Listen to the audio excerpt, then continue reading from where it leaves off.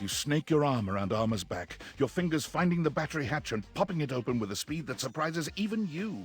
You yank the battery out, clutching it tightly in your fist as you pull away from her.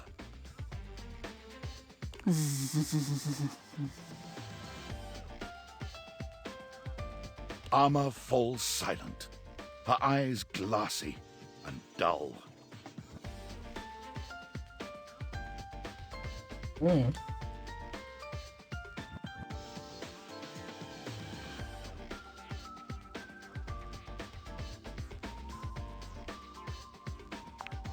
Armor jerks to life, full of energy and vigor. It's as if she never left. Whoa. Hello? That was weird.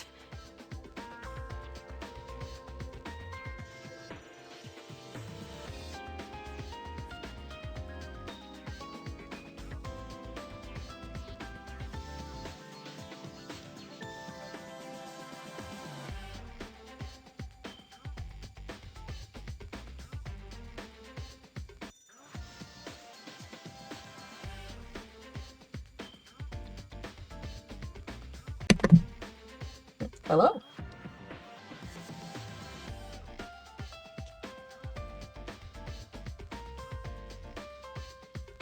Oh, should I go honest or should I just lie?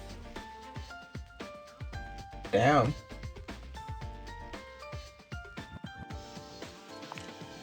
Why? Was something wrong?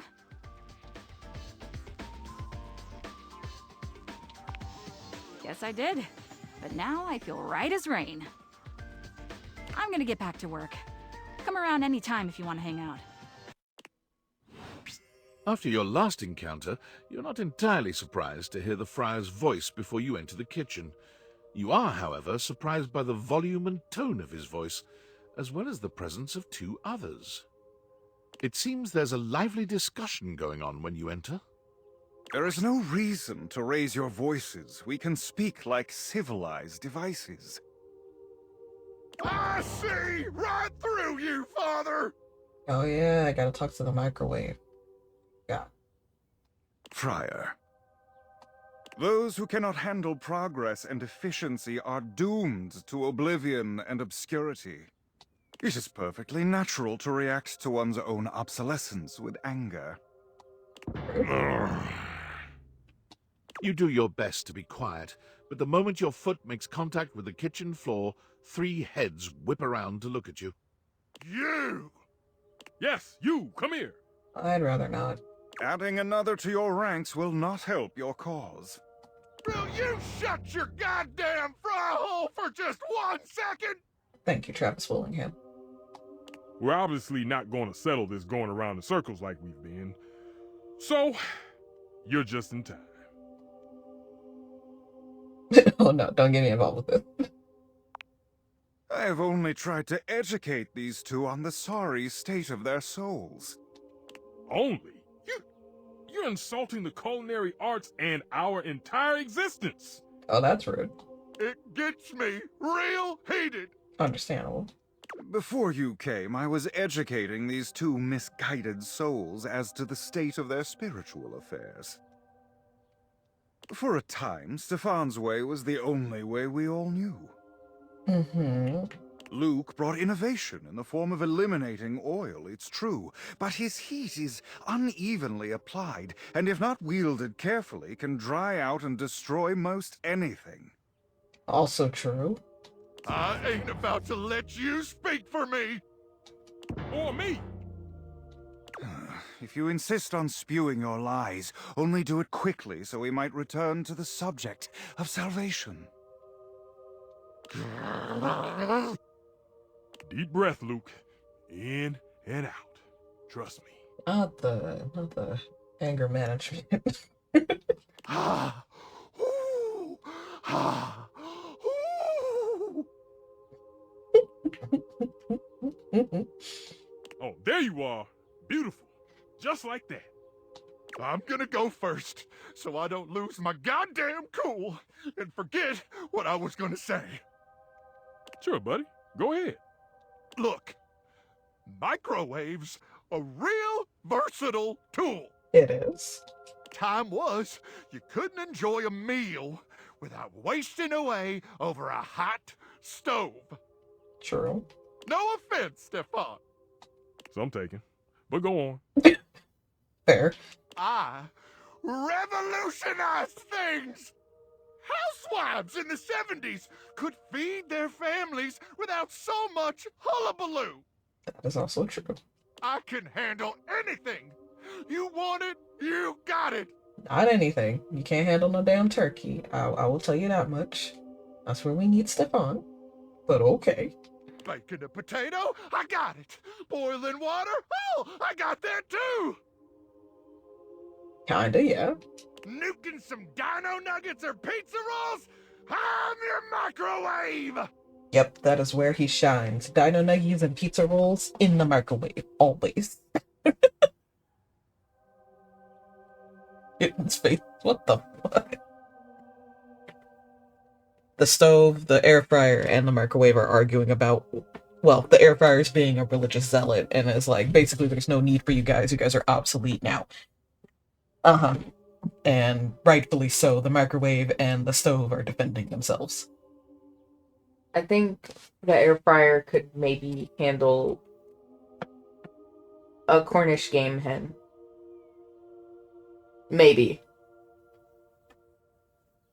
I trust the microwave to handle a Cornish game hen over the air fryer.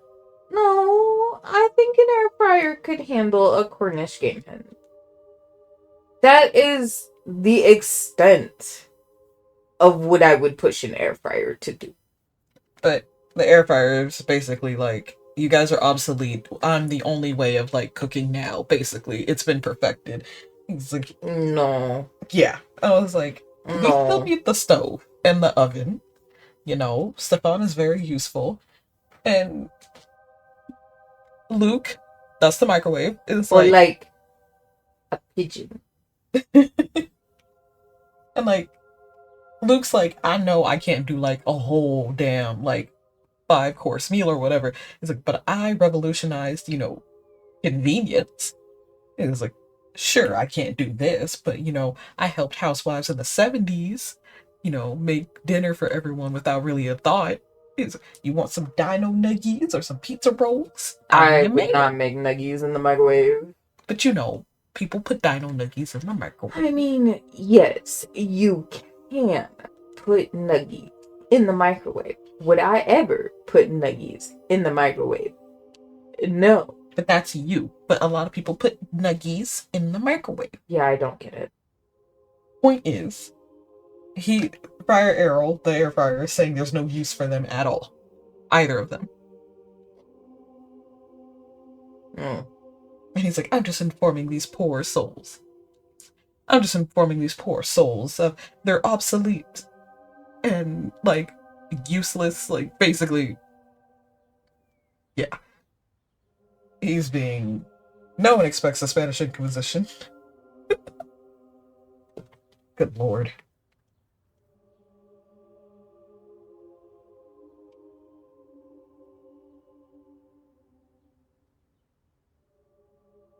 Except for boiling water, the air fryer does all of that faster and cleaner.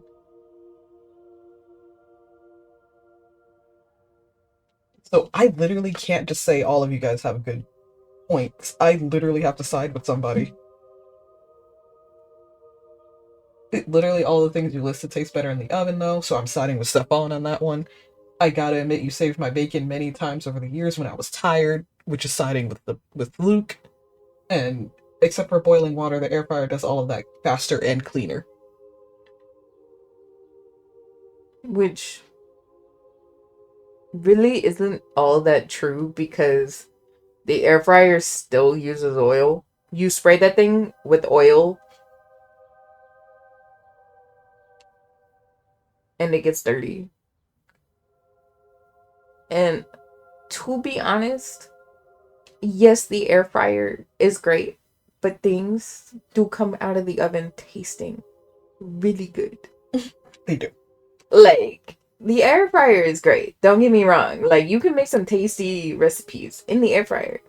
I'm all for the air fryer. Don't get me wrong. I love my air fryer. Because sometimes I will opt for the oven over my air fryer.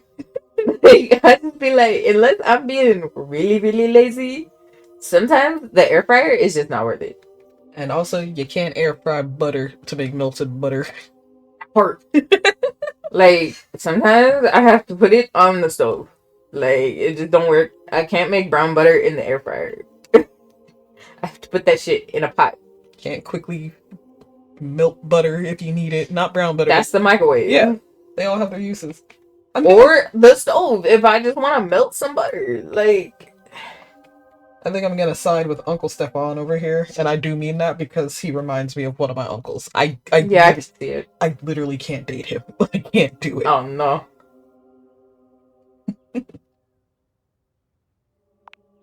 What? I can stop the microwave. Oh no, not the microwave.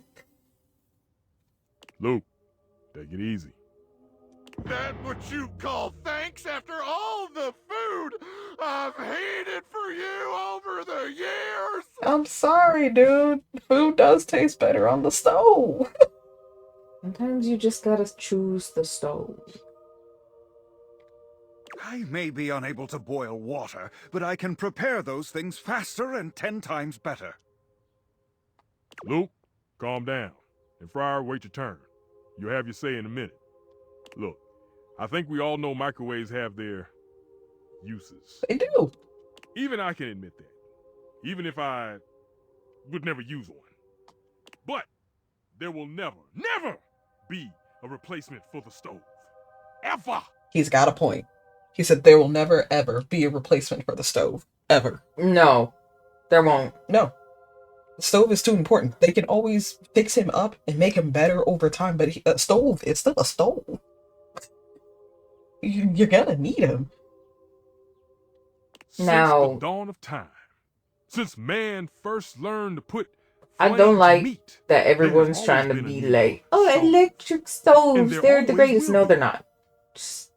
I know people don't like gas stoves, okay? I get it. Gas stoves are bad and blah, blah, blah, blah, blah. But, like, they're so much better than electric stoves. We'll figure it out. You can control the heat better. They just work better. We'll figure it out. No matter what fancy gimmicks they come up with, there will never be a replacement for the good old-fashioned But, like, heat of a stove. Stoves, For you the just, versatility of pans there will and never be a utensils replacement. one can use with the stove.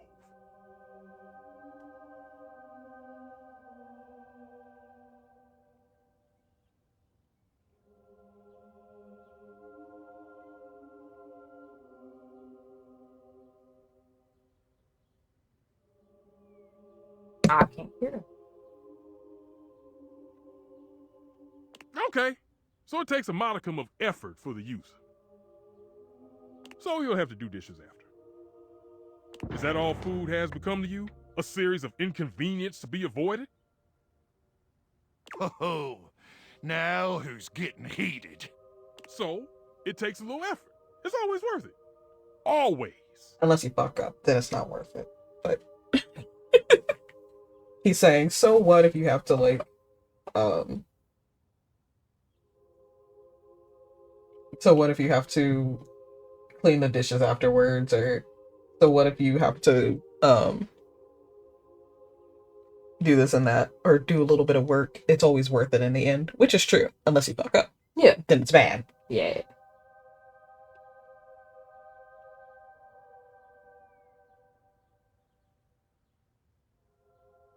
It's not always worth it, actually. The air fryer makes restaurant quality food without effort, though. It's true, the best meals of my life have been cooked on the stove. I don't know if I go as far as saying restaurant quality. No. Like, the air fryer can make some damn good food.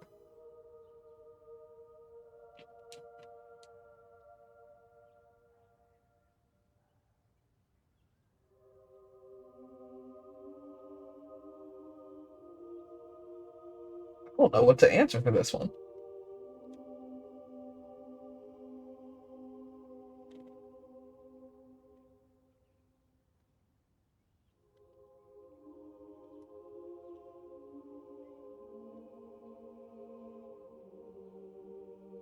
Ooh.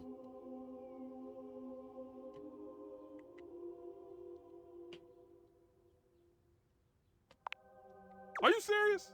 Yeah, it isn't always worth it. Sometimes it's fucked up, and I regret everything. Good food with integrity, with artistry, is always worth it. This man is a true foodie, though. Fryer over there might be able to feed you fast, and maybe his food is crispier than Luke's. That, yeah. Hey! But it has no soul. That I will agree on. Hmm. It's like food might be faster and slightly crispier than Luke's if it's made with the air fryer, but doing it by the stove or like the oven always has more soul. I think you'll find that my food has the purest soul of all. Oh, look at me! I'm the air fryer. I'm new and quirky, and I'm the best because I say so. That's literally him. You laugh. He's like, I think you'll find that my food has the purest soul of all. No. No. That is Like not I what I'm said, air saying. fryer food can be great, but it's not amazing. No. Food ain't got a soul! Luke. He said food ain't got a soul. Also, not what I'm saying. Enough. Against my better judgment, I have allowed you both time enough to propagate your lies and blasphemies. Now, it is my time to speak. Oh, Lord. Here we go. Just give him a minute, Luke. He'll trip himself up. Oh, God. There have been many culinary innovations over the history of mankind. Innovations that allowed man to take great steps forward and truly progress. Mm-hmm. The refrigerator, the food processor. Why don't we have a food processor dateable in the game? I think that's pretty important. Not everybody owns a food processor. I guess. But the microwave failed to solve the problem of fat needed to make food crispy and evenly heated. Did it though? Oh, failed. Yeah. It did fail for that. But sometimes you just want to microwave some stuff and be done with it because you're hungry. The stove might be what mankind has known for years, but it requires both fat and needless effort to transform food. Yeah, but fat is good sometimes. But the power of convection eliminates the need for all these things. And unlike a convection oven, an air fryer distributes air over a much smaller area, cooking food much faster. Those dinosaur nuggets Mr. Nukem professes to make so well, I can make them better. Blasphemy. He said those dinosaur nuggets Mr. Duca professes to make so well, I can make them better.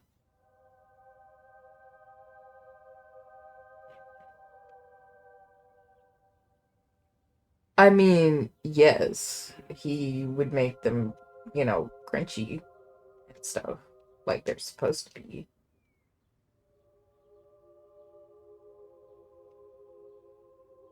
You put them in the microwave, they're just gonna be soggy. So, yeah. Little Timmy ain't got to know. He eating dinosaur nuggets. Little kids know. They definitely know. Pizza rolls, I have perfected them. There is nothing those two can do that I cannot. Oh, damned lies! Do you seriously believe this? This bullshit? Maybe not everything, but he is quite good. Hardly the ringing endorsement of the truth I should have heard, but it is a start. Well, there might be some hope for you. But I'm not gonna argue you down. You want to buff that fryer's ego? That's your business. We're done here. Yeah, whatever. Let's go. The path of righteousness and truth is a lonely one, but I am used to walking it alone. Still, you will all see. It may take some time, but I am confident. Man strives for progress, efficiency, purity.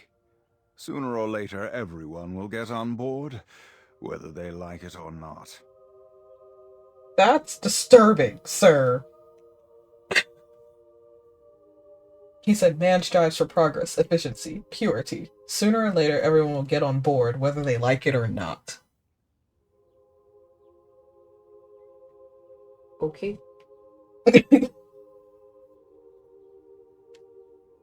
You seem awfully confident. If you understood the beauty of convection the way I do, its grace, its purity. But Kitten's right, you still need oil. For the stupid air fryer. Like, you You need too less would oil be than, like, confident. normal, sure. But you still require oil. Right. Kristoff would not like it very much, but he does not like the oil. No, Kitten's playing Pokemon on the side. I defeated the guy that gives you medals, and then it turned to day. Oh no! Nice. But I do not need anyone to take my side. What's right is right, even if I walk my path alone for now. Those two disrupted my ministry. If you'll excuse me, I must catch up on some things. You will return, yes? I have to. I need to finish the game. I live here, so yeah. See you later, then. The friar busies himself muttering a prayer. Also, why are under they his sitting here breath, talking to you turning about away food? from you and paging You want- through it's what not like appears you to be have a any manual food. of some kind. They just gonna sit here and make you starve. Yeah. I can eat. Can you? Yes.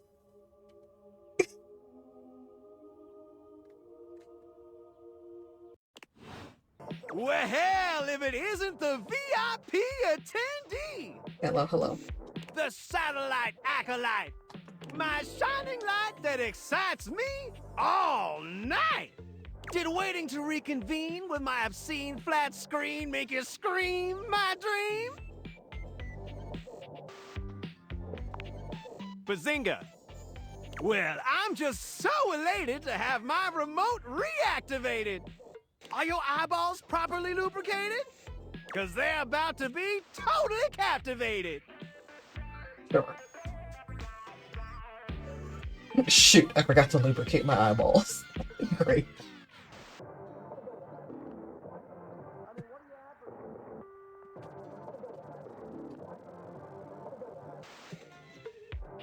It's gonna be great for the recording. I don't think it gets picked up. It's fine, I'm gonna go. Hold your horses there, hoss. I'm explaining that, boss. Ready to unplug from the slog and clear the mental fog with 5,000 channels of premium content in analog?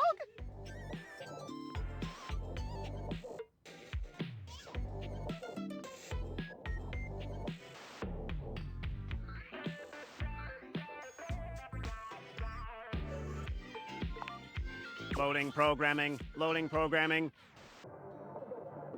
Maximizing game shows, U1, streamlining target demos, buy it now.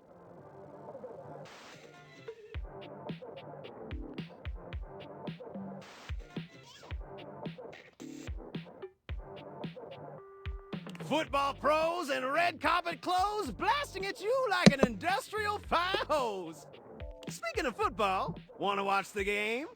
I can show you a tight end that'll drive you insane. There.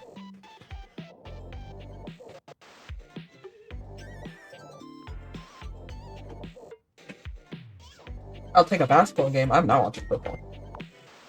Anything else? Gorgeous! I've got more content than years you've been alive. Yes. But why watch a rerun when you can watch something live? Isn't live television incredibly stirring? It can be. Knowing you're witnessing something as it's occurring? White knuckle turns at the Grand Prix! Hysterical late night comedy! News that changes history! Oh, I've been straying away from the news lately. No, I don't need to be more depressed than I already am. No, thank you. Never fails to amaze me. The crack of the baseball bat. Post-pounding combat. I can take either Let's of see those. about Diverflix offers something like that.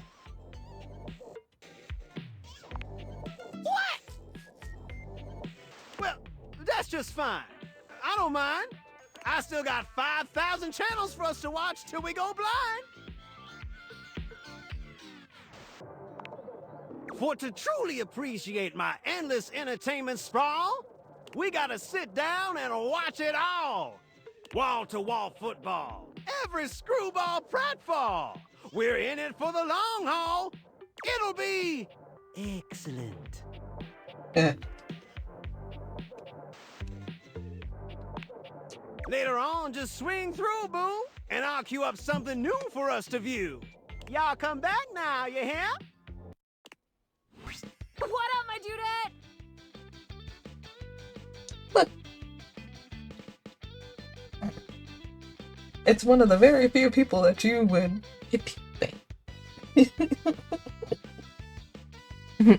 PT. Bang.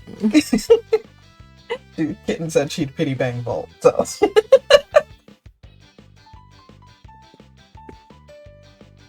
And I think what was Shelly? I like women that can pick me up, so we'll put you here. I like women that can toss me around. Hence why Dasha is up at the top. Oh, I can't believe you're back after the last time. That little negative voice in the back of my head was really sure you'd never come back after that whole weights thing we did. But I wrestled it into submission with the power of positive thinking. I didn't spend the entire night sweating and crying. Oh, Shelly. It's like, I wasn't worried about you coming back. I definitely didn't spend the entire night crying and sweating. Girl. Got really, a lot of anxiety. I was about to say bad anxiety. Yeah. He was like, our last date didn't go so well, so I was worried you weren't gonna come back. I totally didn't spend the entire night crying and sweating over it. Nah. I pushed it away with the power of positive thinking.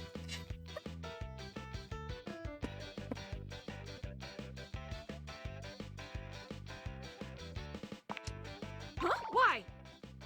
I told you I didn't spend all night feeling sad and scared. That's a thing that very definitely didn't happen. For the first time since you've met Shelley, you're interrupted by the presence of another. Darling, I did not expect to see you here with Shelf. It appears I have interrupted. Oh, I love when you have a little love ending with Dasha. She comes in and she's like, darling. Oh, look, it's the other woman there. Getting one. So I'll take that sandwich, thanks. Give me that Dasha Philly sandwich. Can you tell who's the gay one in this relationship? I mean, I wouldn't say no to Dasha. She's adorable. No, I know. But you are definitely the straighter one in this relationship. I favor masculine people more, yes. Although I actually really like femboys. But I like stronger women. It's very odd.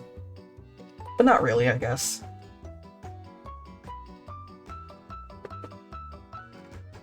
I did not expect to see you here, Rachel.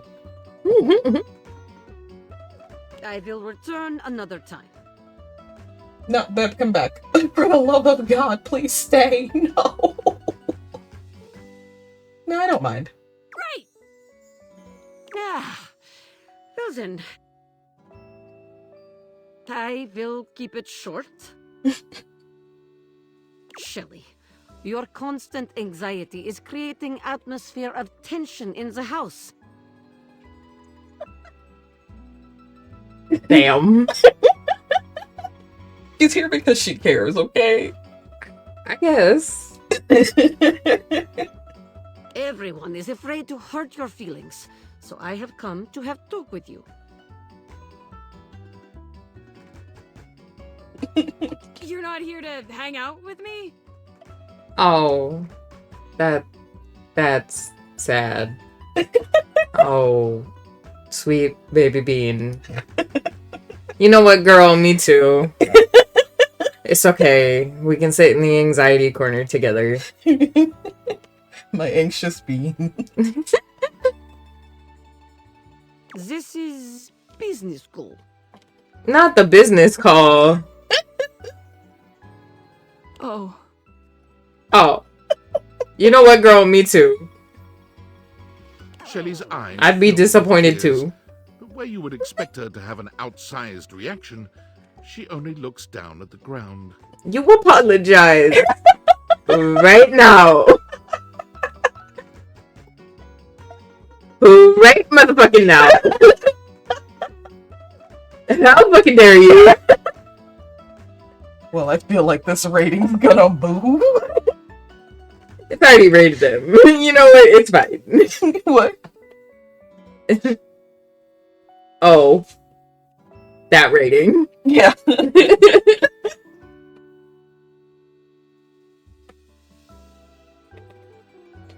This looks like real hurt.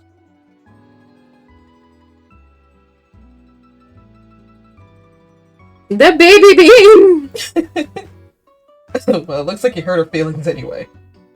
So that's how you get her to stop talking is the mean option. We are not choosing that. No. Don't you think you could have said that a bit nicer? Which one? X or A? I mean, I don't think the bottom option is really a good option because, like, that's just how Dasha talks. And I don't think she was trying to be mean. Like, Exodus. Oh, it looks like you hurt her feelings anyway. I am not intending yeah. to.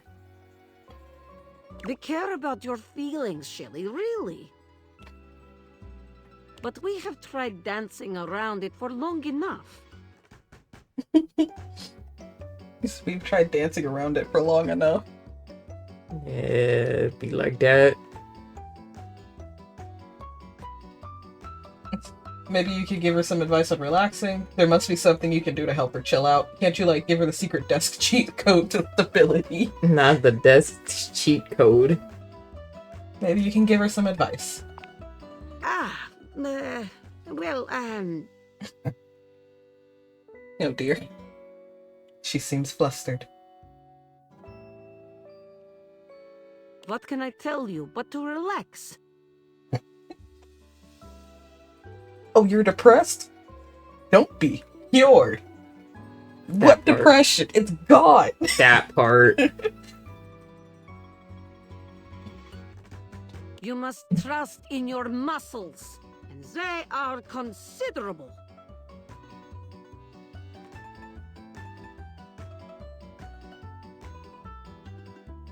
Girl. What kind of advice? This is all she knows. I know. Shelley sniffles. Bless her finally heart. speaking. Easy for you to say. Nobody put you together wrong.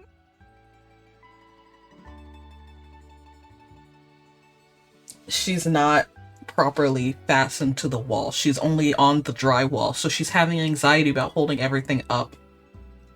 Oh, she's not fastened to a beam in the wall? Oh, bro.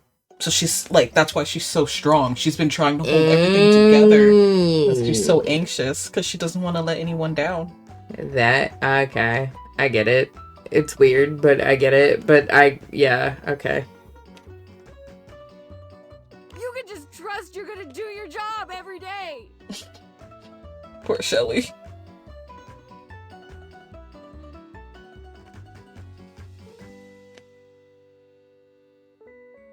So what do you mean put together wrong? Shelly, are you improperly mounted? What? Are you improperly mounted, Shelly?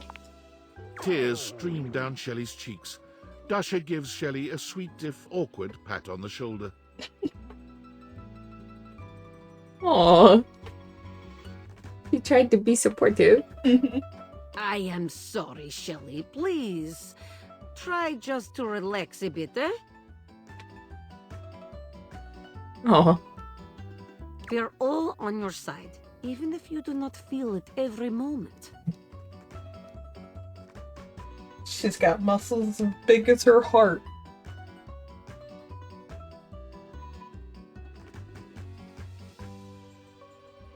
I will let the two of you speak.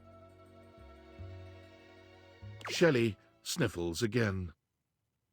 Yeah. I'm mounted wrong. No studs, no anchors. Right into the drywall. Yikes. Why do you think I'm so strong? I've had to hold on like crazy for years and years. Dasha and Abel and all the rest of those guys, they don't know what it's like.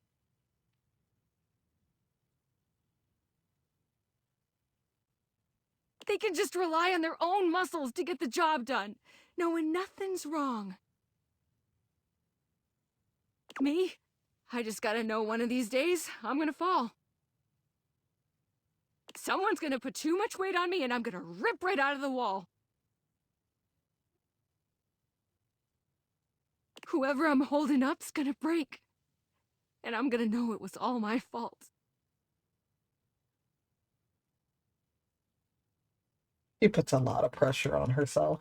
That's depressing.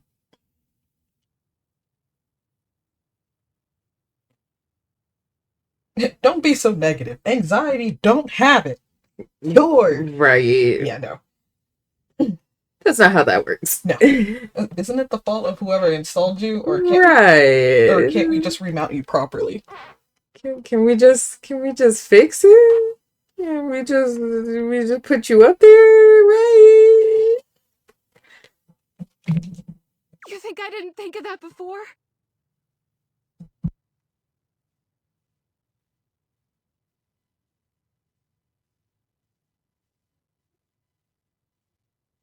Pride is not the word I'm looking for.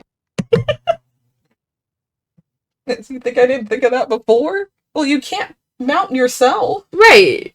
We have to do that. I tried asking around the house years ago if anybody could fix me. But like, we weren't here.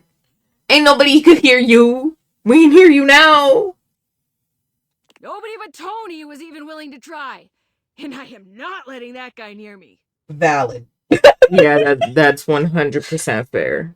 You're the only person I trust to even try. So, are we allowed to try?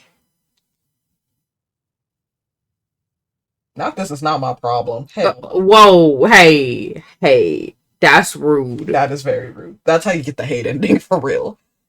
I'm really not handy.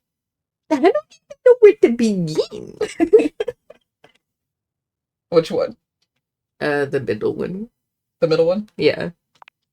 Oh, I see. Guess it was stupid to think I could fix it. No. I feel so bad. Don't care about the game at all. Slowly got kitten invest. Just a little bit. That's fine. Guess that's enough negativity for now. Why can't we just call somebody? Because if we open the door, the drones could come in and snatch the glasses from our face.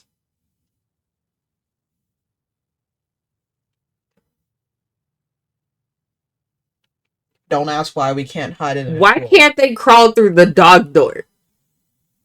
The person? Yeah. We don't have a dog. Who cares? Just because we don't have a dog don't mean the house don't have a dog door. I don't think Dorian has a dog door because they would have referenced his flap or something. You're right. And also, the drones can get in through the dog door. uh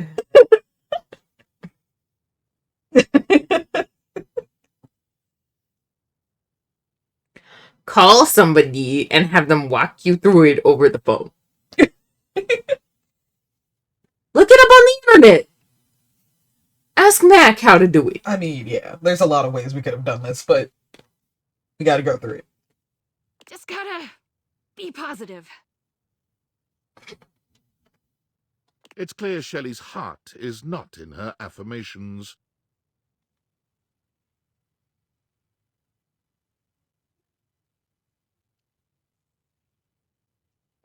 Maybe there's a middle ground here. What if you just accepted the possibility of falling, or yeah, be positive?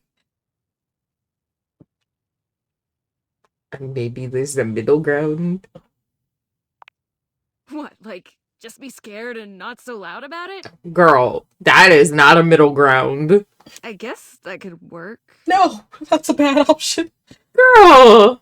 I'm gonna go think. Shelley walks off away from you without looking back. You've never seen her so quiet or down. Amore, buongiorno.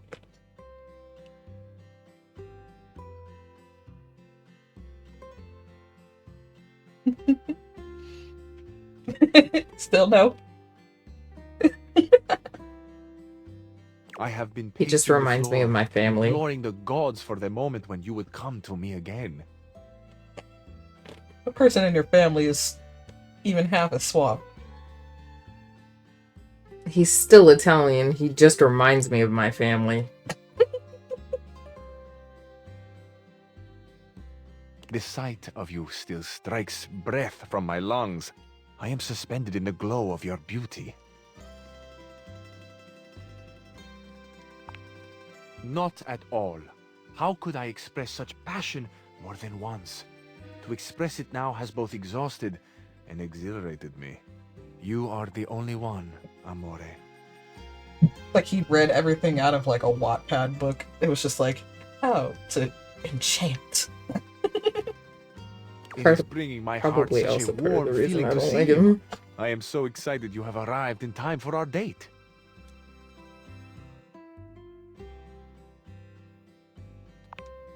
Wonderful, amore. Your excitement honors me. Oh, how lovely. I shall tell you all about it. I want you to be prepared for the sensory feast we will create together. First, my Zia Vetrina's restaurant for a perfect homemade meal in her garden. Her kitchen is heaven. Fresh bread, sharp lemons. She is the best cook in all of Italia. We're eating. We don't even know if this is real food. This could just be weird made up food. We got bread. Do you? Are you sure it's not moldy? It could be moldy bread. Still on the whole, like, I haven't seen this person eat once thing. It's fine. It's video game logic. I cannot wait to see your experience of all these So is Fallout. sensations, amore. So is Dying What Light. scenes will you love? What's your Which point? flavor will be brand That's new all to you? video game logic too. So it's Death Stranding and they eat little crypto bugs.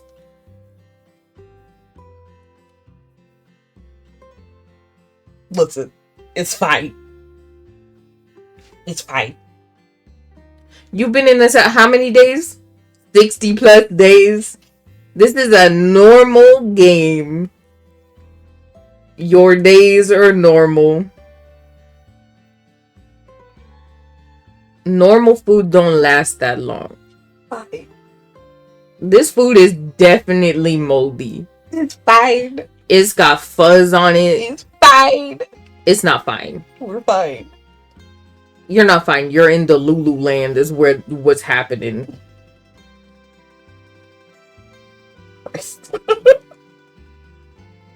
Which perhaps will make you cry. or remember a lost love or a grief, will your sense be the same as mine? Do you like good food, amore? Real Italian food? I like food. More of a Thai fan, but I can try something new. If that ain't me, I love Thai food.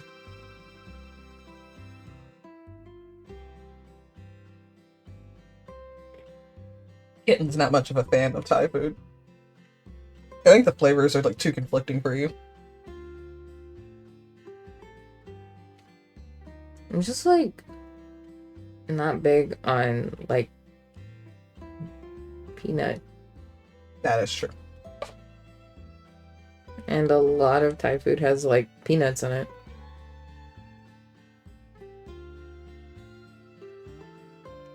Or like vinegar. Yeah. Once you have a real Italian spice, you will never desire galangal again. That's a bold ass claim.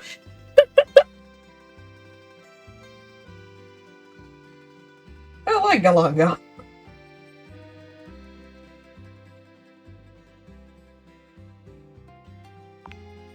Of course I do. You had a little jar of it for many, many years, I think it was. I'm quite familiar.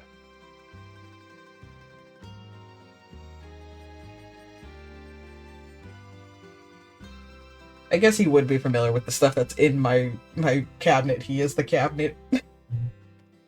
After we have reveled in the pleasure of Zia Ventrina's cooking, you shall meet my dearest friend.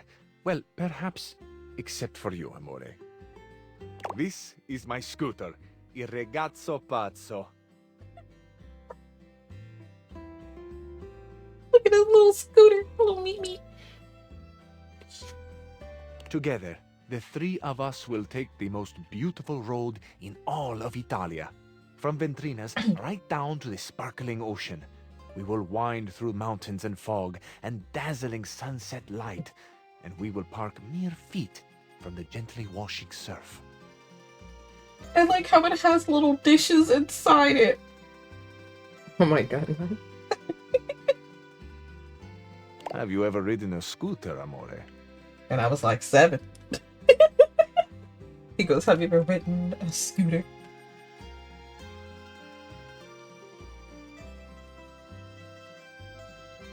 You're a cabinet. How does a cabinet ride a motorcycle? That's a kitten answer. I never Yup, it is.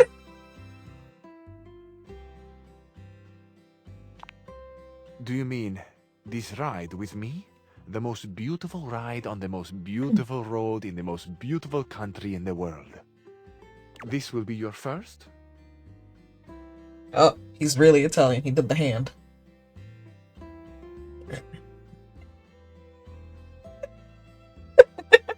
And kitten's checked out.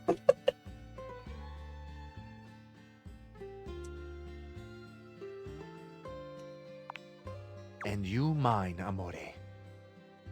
It is without question that the first time I have beheld the beauty that so illuminates the world, in body and in spirit. On this beach, a very special beach, behind a little outcropping of sea rocks, is a tiny bar. At this tiny bar there are 3 stools and 2 tables for 2.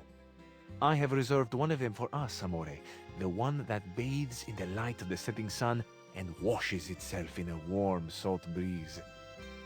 And people want to talk about Hector's prose. This is nice too. To this table, our paradiso, will be brought a bottle of the best limoncello you have ever tasted. Have you ever tried that sweet, tangy gift that is Italian limoncello? No, but it sounds pretty nice.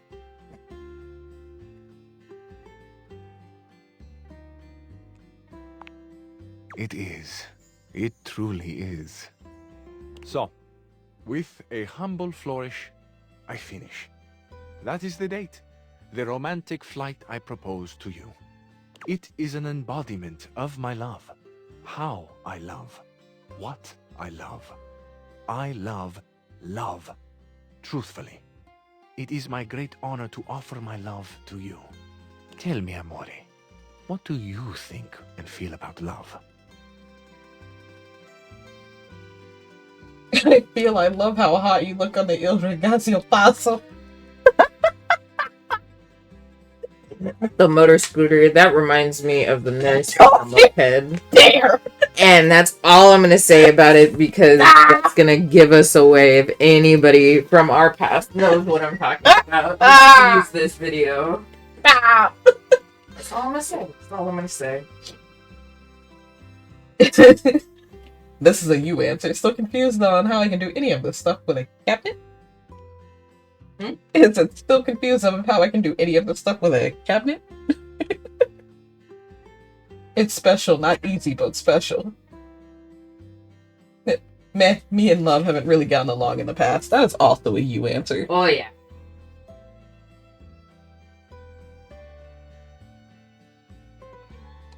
It's I special. agree. There is something special about it that goes beyond words. I think often at night about love.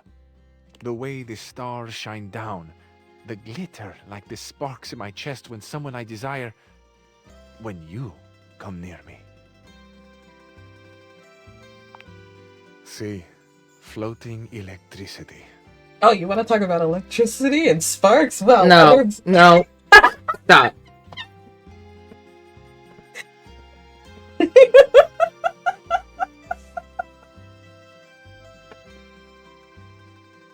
Oh, I can't wait for the realization with that one. I'm gonna be a goddamn fool. You already are. Just stop. Stop. No. Enough. Enough. Enough. Okay. The night sky. Il firmamento. It is vast and close. Ah, I can hear myself. Sometimes when I catch myself in the throes of my poetry. Amore, I hope I have not embarrassed you. It's better poetry than Washford, I'll be honest.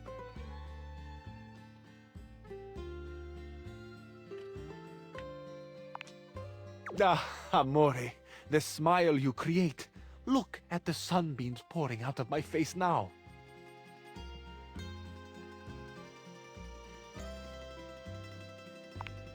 Well, perhaps now you can see how much I mean all the love and affection I give to you.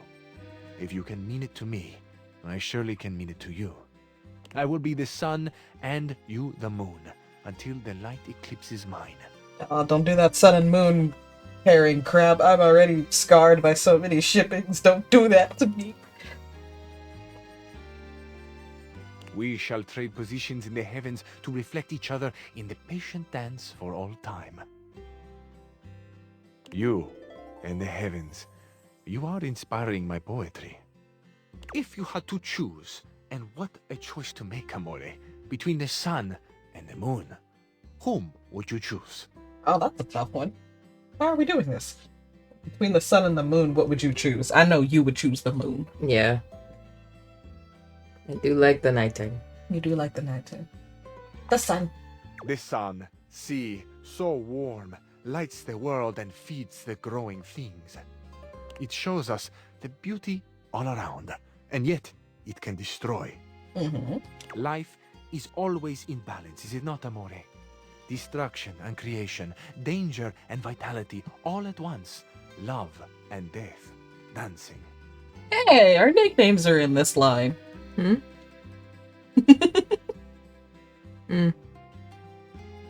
Oh, amore, you have truly unlocked my heart. But I fear I may be sharing more than you wish to hold. Have you had your fill of poetry for now? No, I love poetry. I love listening to you, too. What a gift to find this openness, no? It is a rare thing, a diamond. What luck for me, then, to find not only that the diamond, but the setting, too, is extraordinary. I trust I shall see you again soon, amore. I find I need a moment to savor the world as I have known it, before I fall completely under your spell and am drowned in you forever.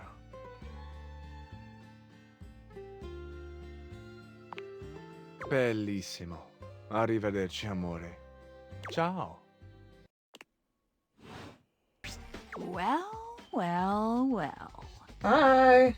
Look who's back. Uh-oh. Took you long enough. Well, shit. Did you find something we can frickin' torch? No, girl, damn.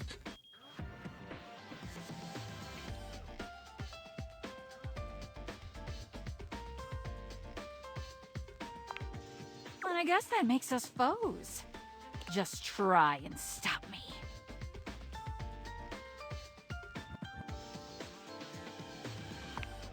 Oh yeah? Well, guess what? I've got a little surprise for you. Did you start the shit again? A scent alarmingly reminiscent of a campfire hits your nose. You might have assumed your neighbors are having a barbecue, but now... Arma. You set my house on fire again? Bro, Smell that? I think it's time to get rid of her. Burn, baby, burn! Girl, we don't have much money.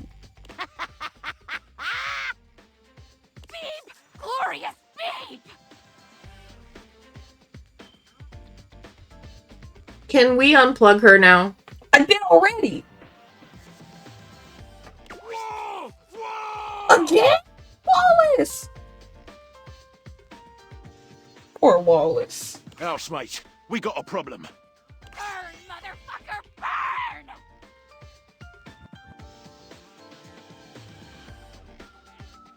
Can we order a new one? We just might have to, yeah. Flames! Death! Destruction! The house is on fire! Where's Arma? Red alert, everyone! Arma's gone crazy, Clara. Pizza fish! Oh, Sinclair, no! Sinclair is yelling pizza fish. Get out of here.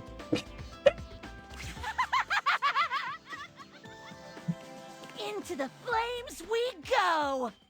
Live fast, die young! Let us be consumed in a blaze of glory! No.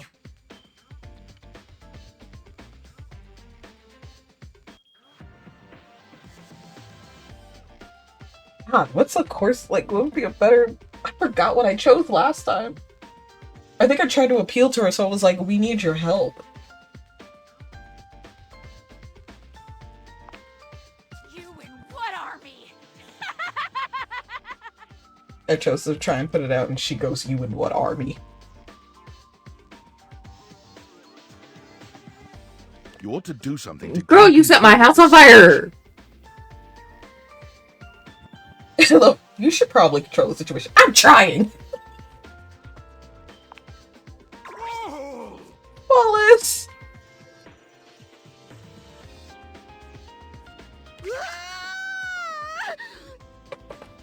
Oh. It's almost got me! That's your response, Celia. I mean... Somebody smack her. I'm smacking her. I removed her battery last time, and this is how we got here. Or what?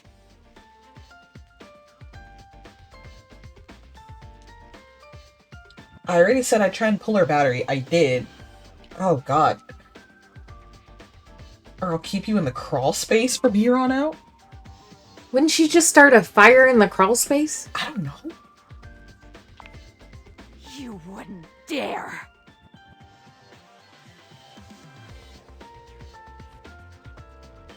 There you go! Damn! Oh my god. This is awful. This is, yeah. You have no idea what I'm capable of. Okay, fine. I'll help put this out. Jesus. Spring into action. Did someone call? River, can you handle that fire? On it, literally. And I'll take care of any injuries! Fantina, can you blow some of the smoke out the window? On it.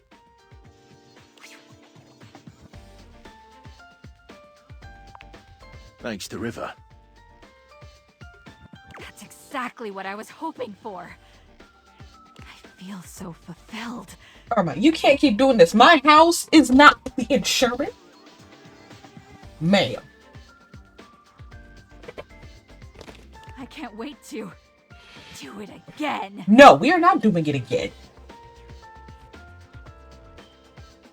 Now we're in the crawl space. Because Get you're out of a here. wussy? No, because I'm a homeowner in this game.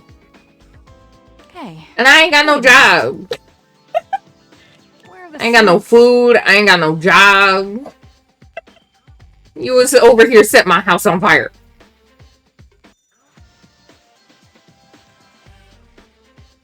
They're dead, Arma. They threw themselves. Yeah. I like that answer. 10 out of 10 answer. I've never played Arma's route, so this is so... 10 out of 10 answer. I like that answer. I love the gentle option. When I'm in smoke, I'm afraid. No, they're dead, Arma. They're dead. Huh. I could see that, actually. What do you mean you can see that? You know, now that I don't have those cigarettes whispering in my ear. You are very easily manipulated, and that worries me.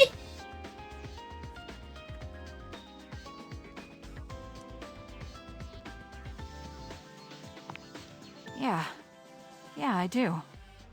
As a matter of fact, I feel like I should really get back to work. You need therapy. She needs more than therapy. Pretty crazy couple days.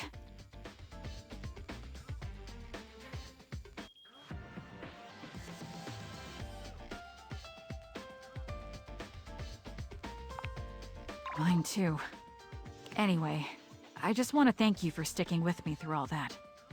I know I can be a handful sometimes, but at least you know I'm not boring. I would much so rather you be boring. I'd rather you be boring as hell. Please, don't set my house on fire anymore. Right, that part. Although, I think I'll try to be a bit more boring after this. Please.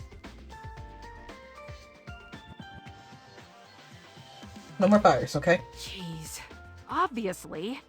Now that I'm off the smoke, I can't even imagine what I was thinking. Well, I'm gonna go take a break. A real break. Not a smoke break. And come see me again soon, okay?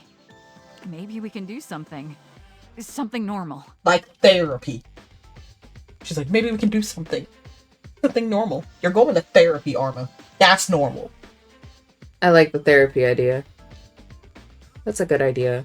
Like a date, like generate No. friction. Therapy. Like get some ice cream at the Yummy Yeti.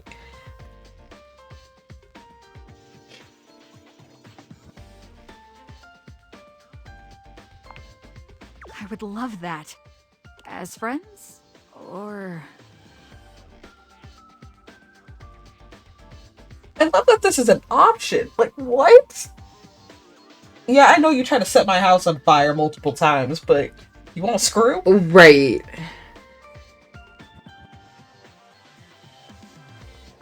Girl, you crazy.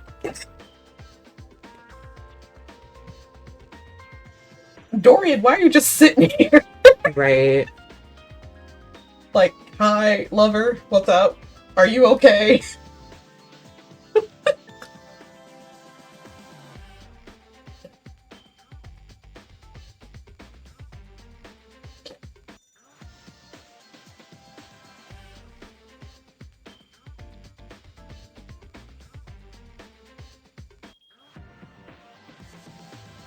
You know what?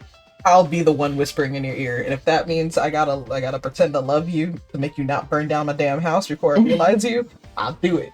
I guess. Come see me again soon.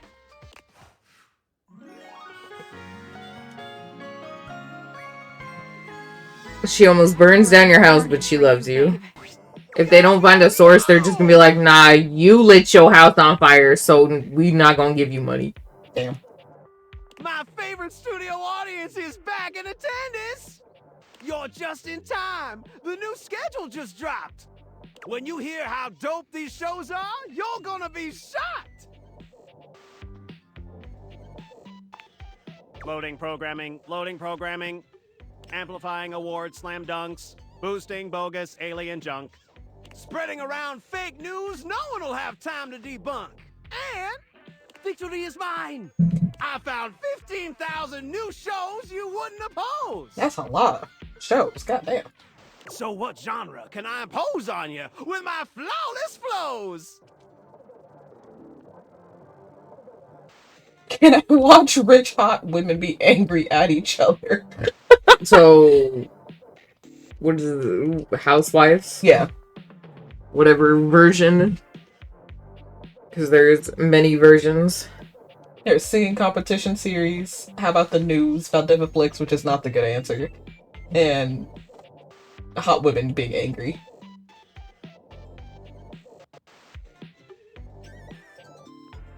Let's watch hot women be angry. Lift off to unsanctioned lunar colony 72B with the richest, pettiest alcoholics space has to offer in... Not the richest, pettiest alcoholics. Blasting off with the Moon Dashians. The Moon Dashians. I cannot.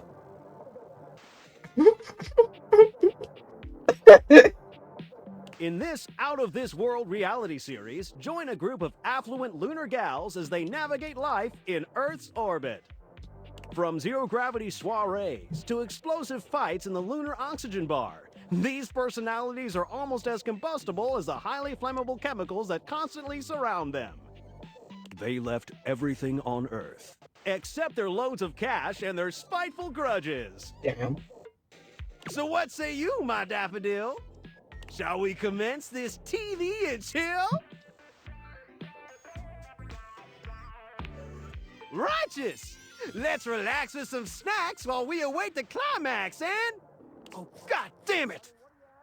Valdeva Flick spot that one too? God! Oh, he wanted to say something real bad.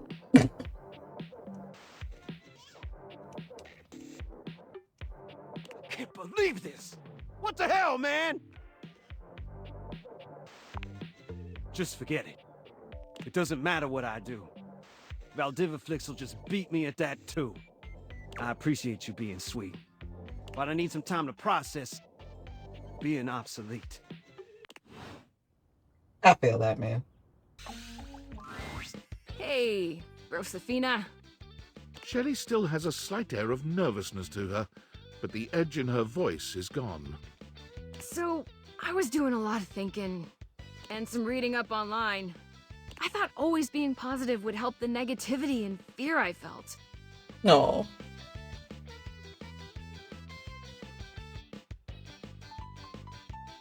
But I guess that's what folks call toxic positivity. Shelley finally learns what the hell toxic positivity is.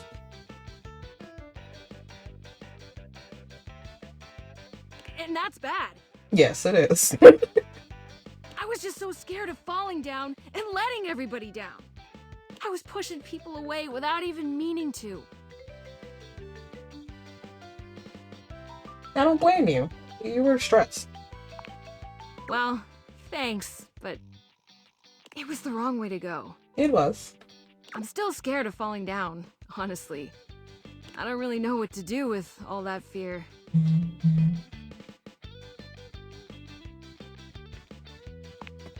Yeah. Maybe that's okay. Yeah. But look, I gotta thank you.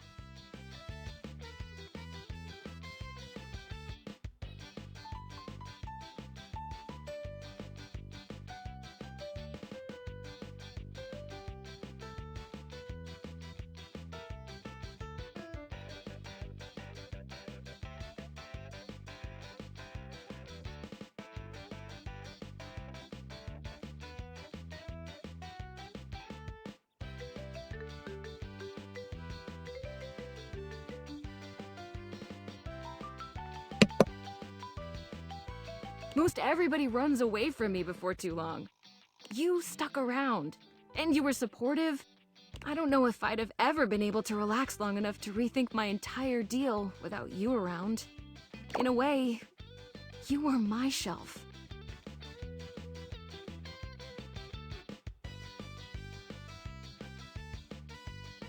So thanks. Yeah, that's a weird way to put it, but thanks. There's, one more thing. I haven't been close to anybody in a long time, and you've been on my mind so much. I thought it was all the anxiety at first.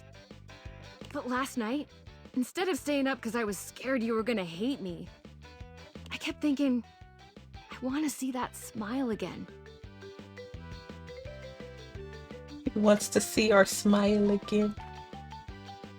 She stayed up all night thinking about wanting to see the smile instead of being scared that we were going to hate her. It's progress. Do you think maybe we could be more than friends? Not hell no. Oh no. Do you think we could be more than friends? Damn. Yeah, the hate endings are rough, which is why I'll never do a hate everything ending. Because, like, oh my god. Yeah, some of these answers are just out of pocket. Yeah. Bro. You would? Oh my god. I've never done this before. I don't know what happens next. I'm scared, but it feels different this time. I feel fluttery. It's nice. I'm scared, but not like the same. It feels fluttery. I like it. Shelley reaches out for your hand. Her grip is strong, but there's a sweet softness in her touch. I feel like with you by my side, I can take on anything. It's easy not to worry about the bad things when I see you smile like that. Aww. It's easy not to worry about the bad things when I see you smile like that. Cute. The future feels bright.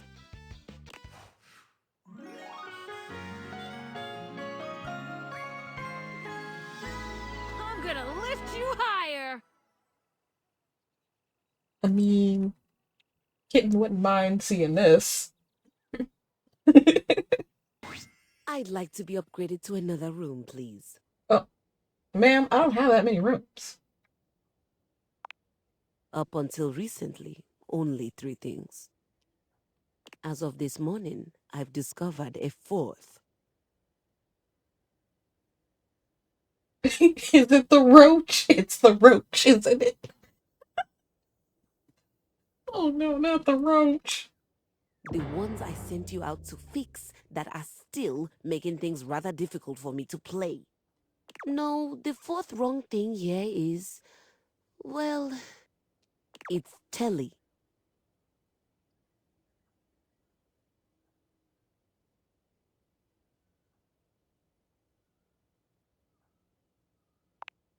He's in my direct line of sight, and that simply won't work for me.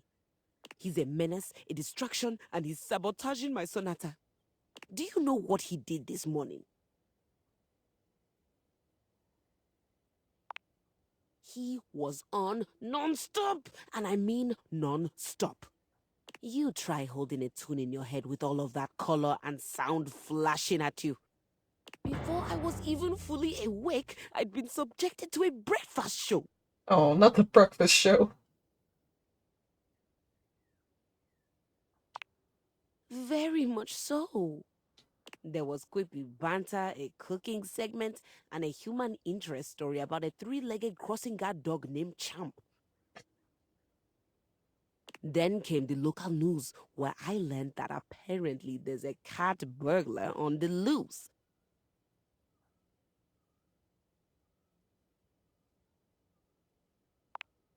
I doubt it.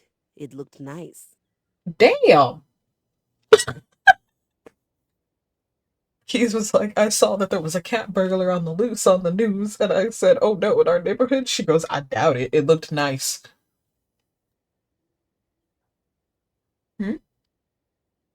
She was saying there was a cat burglar that she saw on the news. And I said, oh no, is he in our neighborhood? She goes, I doubt it. It looked nice. Gang. Oh. I love how your only option is, hey. There's no shame in being poor, darling. Damn. Not us, not her calling us poor. What was I saying? Right. After the local news, I had to watch a game show, then a two-dimensional cartoon. Nowhere was there any of the classics being played. Nowhere was there a piano, cello, no harp to be found. In fact, the entire time this was happening, there were non-stop commercial breaks for the same payday loan company, which can only mean one thing. It is the lowest form of musical composition I have ever heard. It be like that. If you hum the mattress jingle, it'll get rid of the payday jingle. It be like that too. But then once I just have the mattress jingle stuck in my head, it's fine. Because that wasn't even the worst part of my day. The worst part of my day happened with the opening notes of that inane soap opera, Sands of Time. The wrong key, dearest, but I understand the intent. It was the most ridiculous 40 minutes of my life. As soap operas be. Time I could have been using to write my sonata. There was seduction, scandal, and this lady named Charlene pushed her twin off a cliff and then went home to sleep with her husband. As soap operas do. The twin's husband, the sister, the dead sister, who turned out not to have died from the cliff, which just seems impossible. Yep, that's a soap opera. I can't believe I spent my entire day on this nonsense. So do a lot of people who watch soap operas.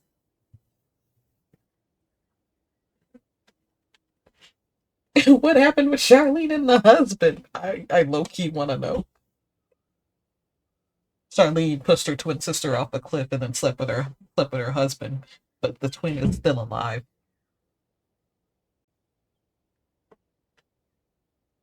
What in the Until Dawn? Not the Until Dawn. It's a soap opera. I mean, so is Until Dawn in a way, except it's a murder mystery. Yeah, it's an interactive story. Kind of like Ace Attorney, but spooky.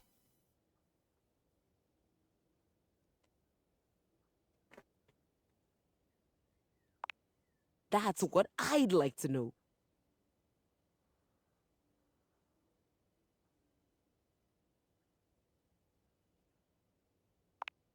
I did. It was the most fun I've had in a while, and it had nothing to do with music. Also, I'm not sure what it means that I neglected my sonata to watch television all day. You know, sometimes you need a break.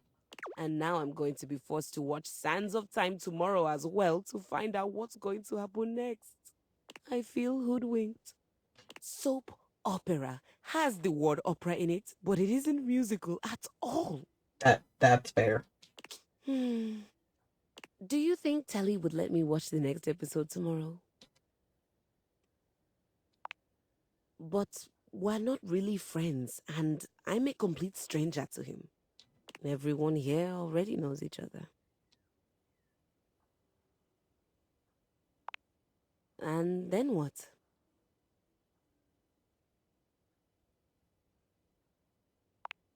She nods slowly. Friends.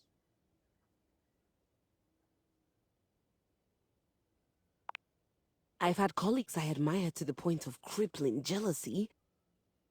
That's kind of like being friends. No, Keys. It's not. No. It's the way she says it, too. I've had colleagues that I've had jealousy that was almost crippling. Did you care about them? No. That's not friendship, Keys. God, no. You don't root for the competition. You rip off their heads and paint the inside of your soundboard with their blood.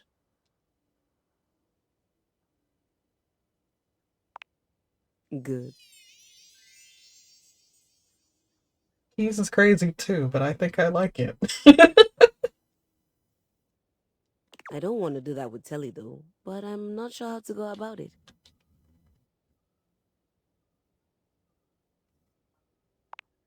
Isn't that a little creepy? I've never even talked to him. And if I'm not, what a great help you are. If he says it's alright and I can watch a few more shows, do I have your permission to do that before I get back to my Sonata? I'm not sure. My days at the music department were always so busy. It just seems like I should be asking someone before I spend hours doing nothing.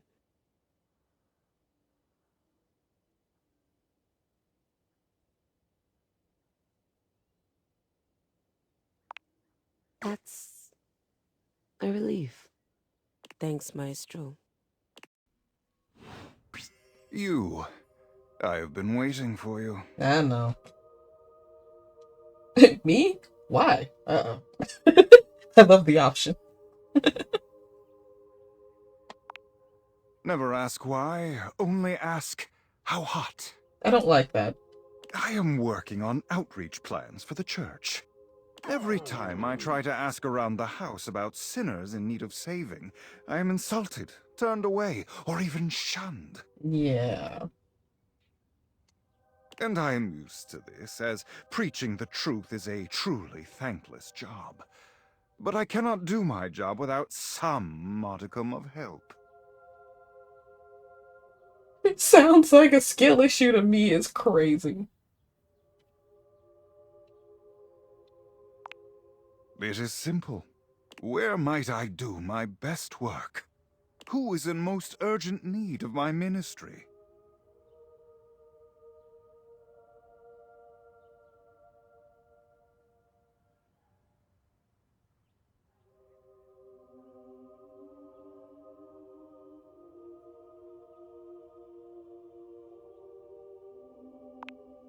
I admire your ambition. Yes, perhaps I will simply approach the task from room to room rather than on an individual basis. There's still another thing I remain uncertain of. While his message of convection is perfect, I am not always perfect in my delivery. Tell me, what would be the best way to reach those yet lost in the shadows of oil?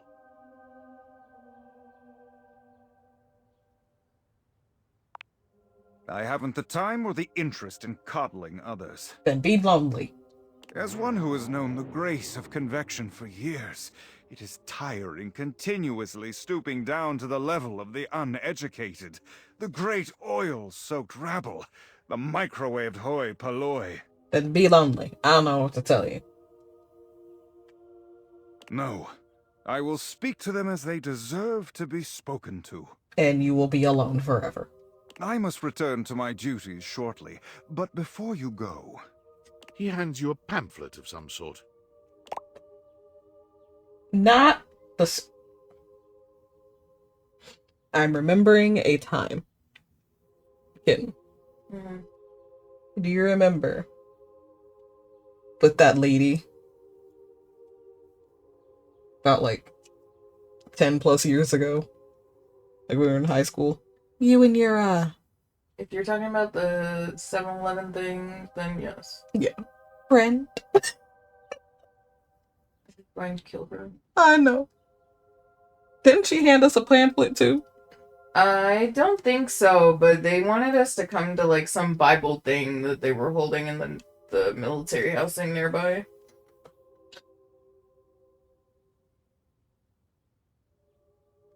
He's giving off that same vibe. Yeah. He's got a whole pamphlet. That's a long ass pamphlet. Who is gonna read all of that? Look at all the words. I ain't reading all that. No. Oh God. It is a pamphlet with recipes for use with an air fryer. Oh, it's the recipes for an air fryer. That's different. Yeah. But it just says the scriptures. Scripture. If you do not wish to do the work, it will do it for you. Merely leave these lying around the house in plain view. Curiosity will do the rest. Cam's gonna be eating good tonight.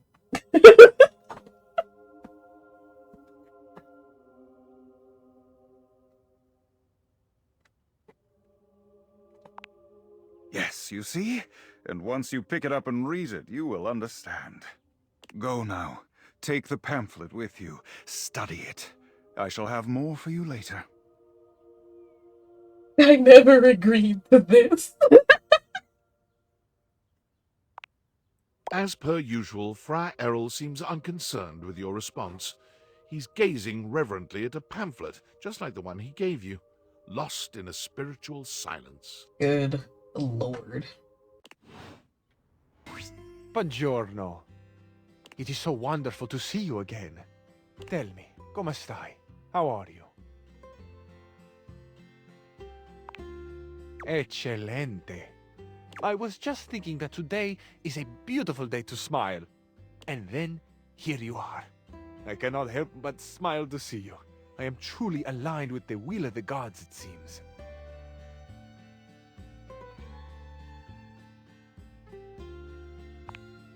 Oh, is that right? I am tickled by your curiosity. I have always loved this phrase, tickled, and it is truly how I feel. I giggle and twist in the warm light of your interest.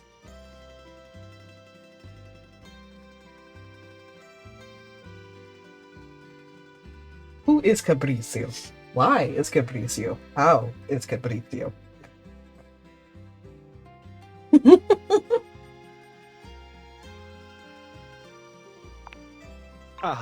I'm afraid that might bore you, amore. There are so many more beautiful things we could be sharing.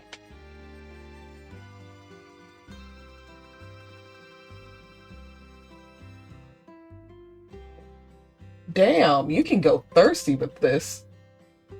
He goes, there's so many beautiful things we could be sharing. Speaking of sharing beautiful things, what do you have underneath that jacket? Right.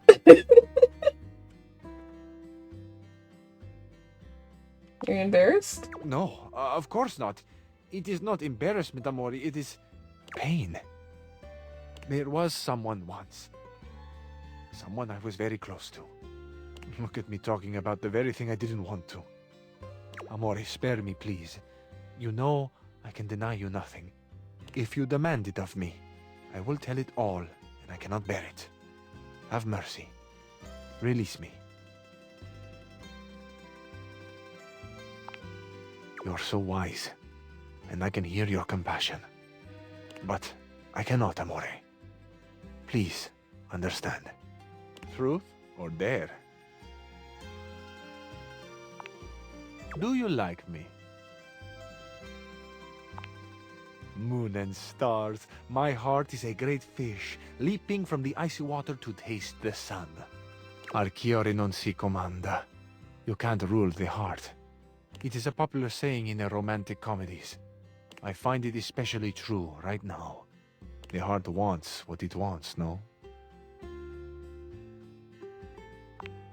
Your hearts want me, amore. I can well believe it. My heart has been singing your name like a gondoliere. Are you sure it's not just your eyes? Amore mio, you really do know how to flutter a cabinet's doors. I can admit to you now that I've been trying to sweep you off your feet, but suddenly I'm the one being swept. I can truly say that I have not been this happy since, well, long ago.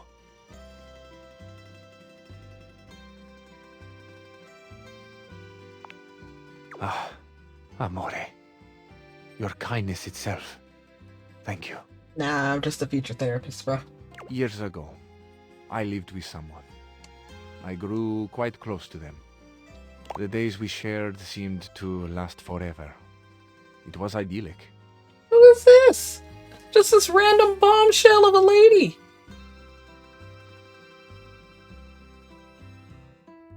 They took loving care of me, and in return I kept things organized. I expressed my love for them by creating a space that pleased, where the good feelings grew like flowers in the sun. It is difficult to say, but this was my first love, a true love. I was happy for a long time living in this Arcadia. But as we all know, change is the only constant. Even the most perfect flower will eventually fade and wither. It still burns in my heart to think they might not have known the depth of my love. Given a chance, would I have done things differently? Would I have been braver and told them?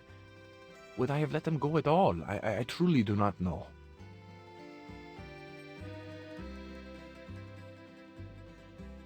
Well, he could just listen to him pour his heart out. God, you're hot. Like, goddamn, dude. People got problems. Hmm? People got issues. I know.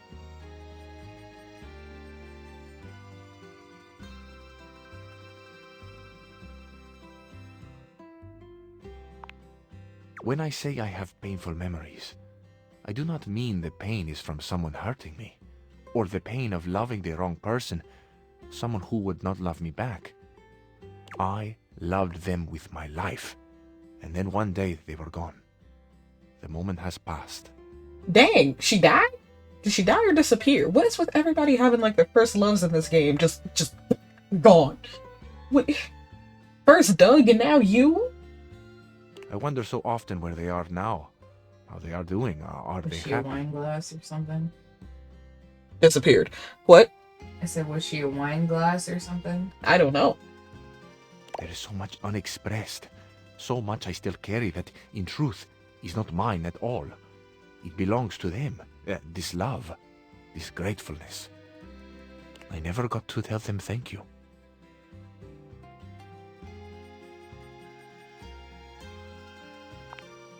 Amore, I have not ever thought I would grow so fond of another again. I did not believe I had the room for such a glorious bloom to grow a second time. But here you are. You are this spring after a long winter, and I could not go on without sharing this with you. It is my past. It is so much of what I carry. Thank you for listening. Thank you for the chance to know you.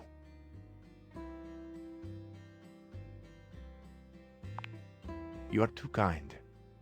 It feels inevitable for me to tell you now that I love you.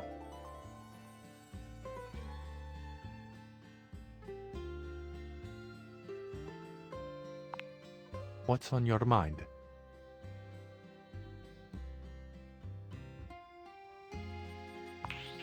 Familiar?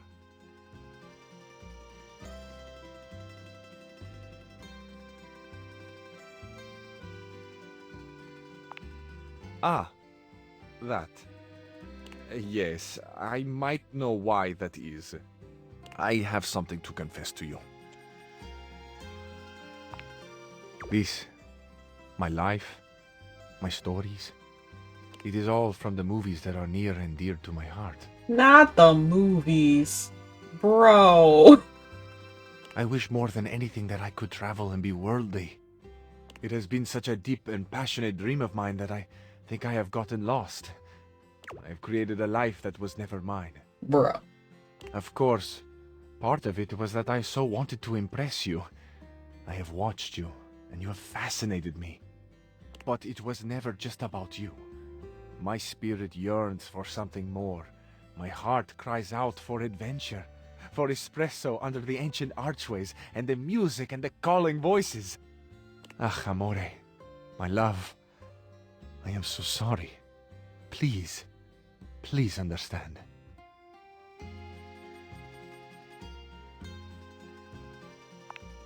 Oh, my love, I sing your praises until the world ends.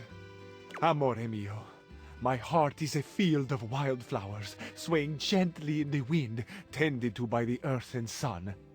I have always wanted a beautiful garden of my own, but to think that it might grow here, in my heart, to think that I could share such a private abundance with another who sees the flowers in striking hues as I make them. The infinite color and riotous beauty beams from me. The way you have made me feel is unreal. This love will be our masterpiece. To have the full beauty of the world and exquisite you. My life reflects in on itself until I am blinded by how much I see. Amore, you are eternally the brightest star in my sky. Te amo.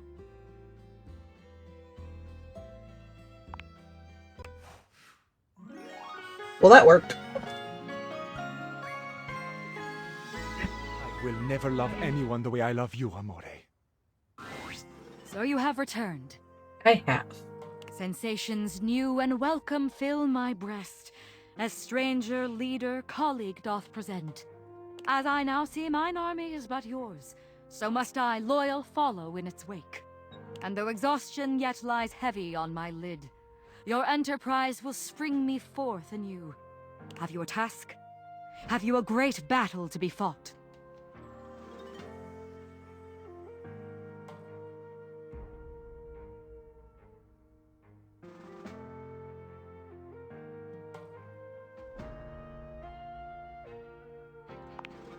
Time. Haven't we always time? What is time? Time is measured only by our actions, by our awareness of it. I am aware only of the time stolen by death. My Dipogenies expiring. Time is the time elapsed between their noble rush and their dissolution. Yes, we've time. But such a stain as ink or blood that seeps, with empty mercy and with mirth remains.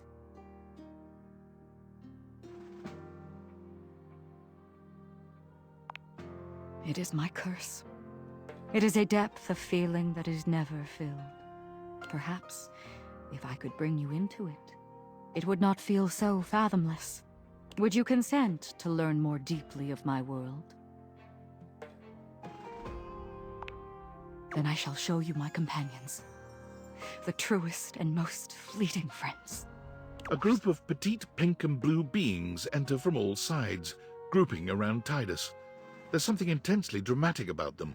Is it their tragedy mask-like faces? Perhaps the way they pose like theatre players? Would you like to meet the Dipogenies?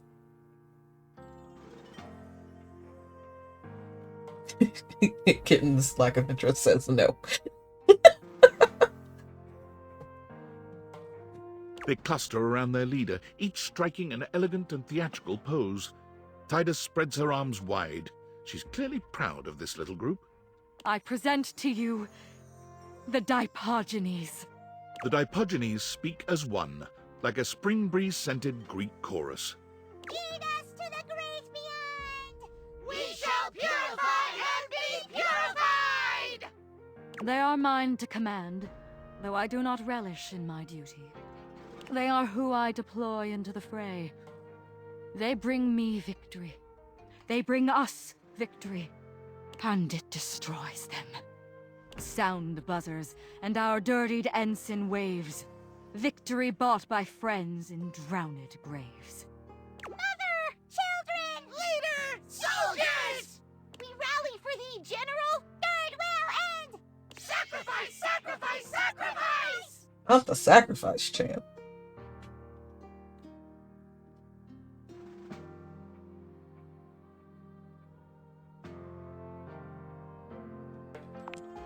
They are mere bit players in an epic they cannot see.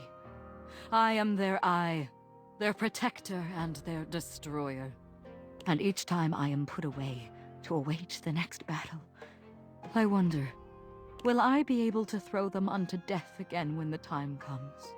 Once more unto the breach they cry, once more, my own heart cowering neath their courage roar. Abyss! Abyss! Death calls with snaking hiss. We rise, royal, and unflinchingly enlist! Jesus. General, forward! Onward!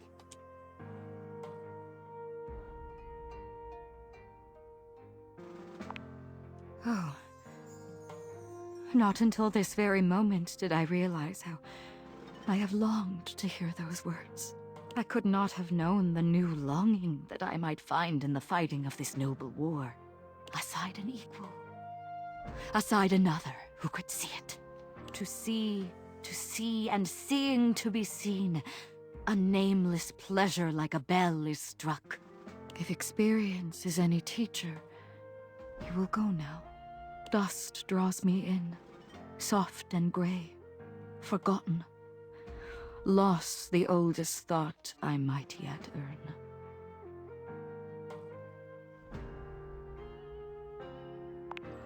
Not in heart, I see. But leave you must. I must prepare the Dipogenes for the next engagement. And you must gift me with an absence. A moment to take stock of sensation and possibility. When you return, you will fight with me. You will fight with us. Perhaps a battle of a different character. On field and flirtatious fold will run. A war for honor, victory, and for fun. That word is so new. It breaks open like bright candy on my tongue. Go now, before the sparkle can turn to fire. An armored soldier with absolutely haunted eyes claps you on the shoulder, his iron grip jerking you towards him before you've even had a chance to introduce yourself. Ranger! Oh, you survived the journey. And with all your limbs still attached. Uh-huh. Thank the immortals you made it here alive. So, I'm gonna be honest. I've done one thing of this before. Not his whole story, but my first... Excuse me. My first playthrough with Luke, or rather, not even a playthrough. I met him for the first time, got freaked out, and then I didn't come back.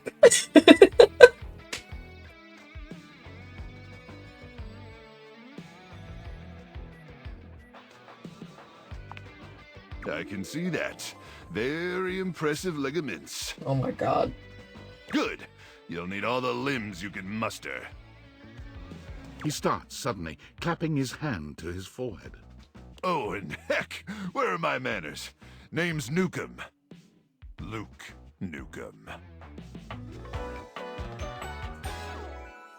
Look at you! Sorry, it's been a while since I've seen another face.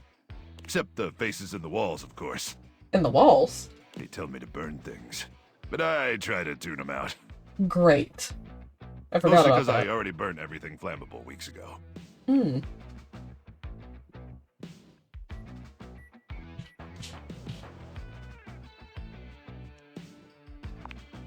Nice to meet you too, Ranger. Anyway, forgive me if my extended isolation has eroded some of my social skills. I've just been stuck guarding this outpost for months. And you spend enough time out here alone, it's real easy to go feral. But don't worry, they have great solutions for that now.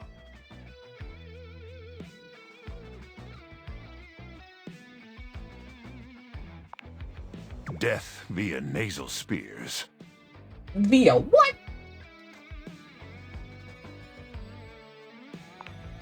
I don't see why I would.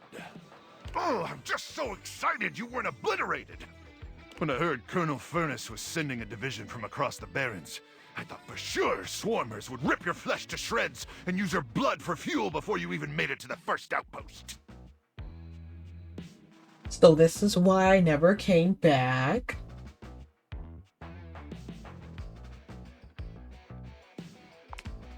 You certainly are. I appreciate that in a ranger. But wait, you came alone? Where's the rest of your division? Cruck! Ah, swarmers be damned. I'm so sorry, Ranger. May the immortals provide the fallen safe transport to the Underrealm and solace in their everlasting night.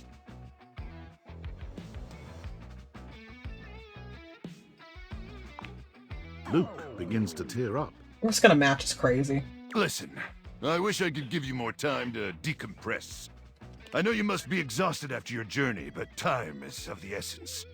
We have much to discuss, and dangerously little time before our mission commences.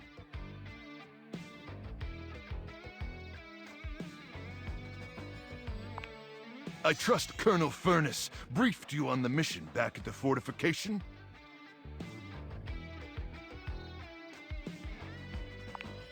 Don't worry, Ranger. We all have our private struggles. Me? I'm addicted to setting things on fire. I don't need two people setting shit on fire. I already have armor. Stop that. But I'm happy to walk you through it again. Okay. Here's the situation. I have in my possession a handheld electromagnetic device powerful enough to flatten the Barrens entirely. My microwave has a bomb, just casually, right? From Cape Death to the Death Zone to Deathtropolis, the Citadel of Death. God. It's called the Magnetron. Right. Here's an artist's rendering.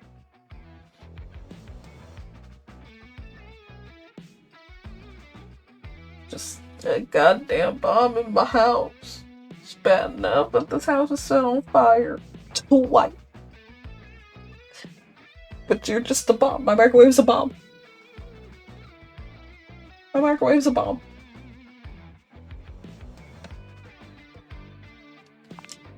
Whoa is right, Ranger. Anyway, to keep the device from falling into the wrong hands, it was permanently welded onto my armored exoskeleton, allowing me to transport it to its intended target, the Swarmer's subterranean nest. There, the device will be remotely detonated, eradicating the Swarmers and winning this war.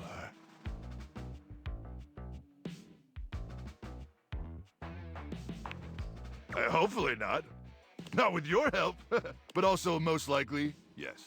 I need you to meet me back here tomorrow at 0700 hours. After a light breakfast of irradiated grubs, I'll walk you through your training and our mission objectives. All right, it's about time for me to begin my nightly patrol. Gotta make sure no swarmers infiltrate our defenses. May the Immortals watch over and protect you. Hey there, you want to watch some TV? Oh, wow, that's a real surprise. You know, being here in the living room, there's all kind of fun stuff to do here that ain't me. Sure, I might hold your drinks for you, but you got so many fine options. Telly's always got all kinds of programs on. But I guess you know all about that. Saw you two talking just the other day. Connie's another great way to spend your time here. Oh, well, that's great. She seems, real nice. But, you know, a table like me needs some stability. I can't abide all that chaos and repeating herself. Anyway, listen to me go on. All I mean to say is, you got all kinds of things to do in a place like this, and here you are jawing with me. I appreciate you. Now then, what can I do you for? All's well here at the console table. Well, mostly. I want to watch Yellowstone, but nobody else does. How am I supposed to relax when I could be watching the greatest TV show ever made? Listen to this. A hard-working pair of jeans has to balance life in the dresser, sharing a border with other pants and USB cables. It's a clash of civilizations, old and new. Must-see TV. When you seem less than enthused, Abel's cheeks flush. Anyway, yeah, fine here. Just waiting for my turn on the TV. Telly's vibe is completely off today. You've never seen them so low energy. Telly is a they then. Huh. Oh, hey there, spectator. Come to watch my ratings crater? We'll see, devotee. But lately my viewers are totally absentee. Well, don't mind my despair. Just pull up a chair. Oh, hell, do whatever you want. I really don't care. I'm fine. I'm primo. Now, can we just go watch a show, bro? Loading programming, loading programming. Optimizing prestige TV, maximizing your fees so it's commercial free. White knuckle thrillers and serial killers, and endless ads for painkillers, and... screw it. I'm just too bummed out.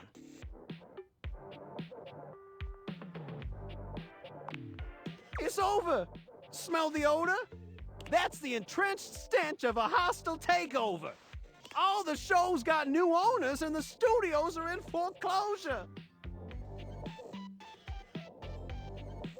Is that what that smell is? I thought it was just trash day. It's all that and worse. Let me show you in verse.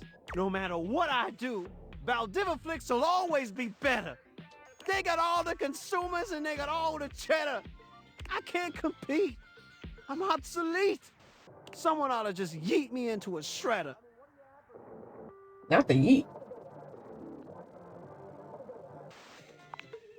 5,000 channels, 15,000 shows. Yet no one wants any of those. When I was at the height of my powers, people would gather around me for hours and hours. They turn me on and waste a whole day. But between smartphones and streaming, I'm just fading away. Truth is, TV already died a long time ago. And all of us here, we're just basking in the afterglow. I'm not anything anymore. I'm no longer popular. In the end, all I am is an overpriced monitor.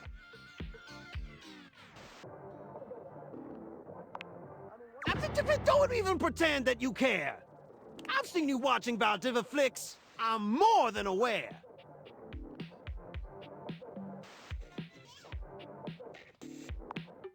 Huh. Never thought about that perspective before. But I guess, why stop the show when you can watch an encore? Spectator, you've made quite an impression. So before we wrap up this binging session, I hope you don't mind that I'm inclined to make a confession. After all my endless channel surfing, I've finally found the absolute greatest spectator around. And from my remote to my speakers to my cathode ray, I want to binge watch with you till we both waste away.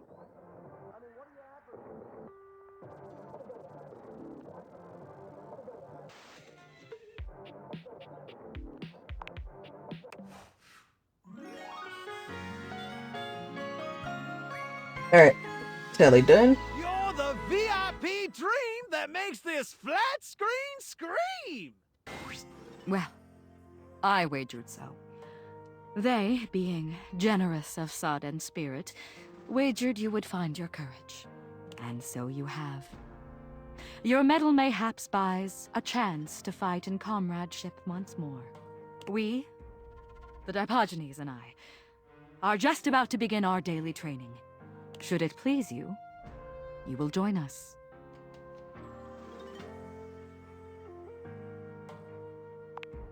It is an ancient game of chance and fate. As Titus explains, the Diogenes begin to move together, almost as if they'd choreographed this. Stone, stone, stone! One makes a choice, and then must honor it with presence and with blood. Parchment, parchment, parchment! The outcome is unknown, but be it victory or defeat, the sacrifice remains. And the game, just as the battle, will rage in endless ecstasy for all time. Cheers, cheers, cheers! Welcome, inductee, to the agoge of Stone, Parchment, Shears!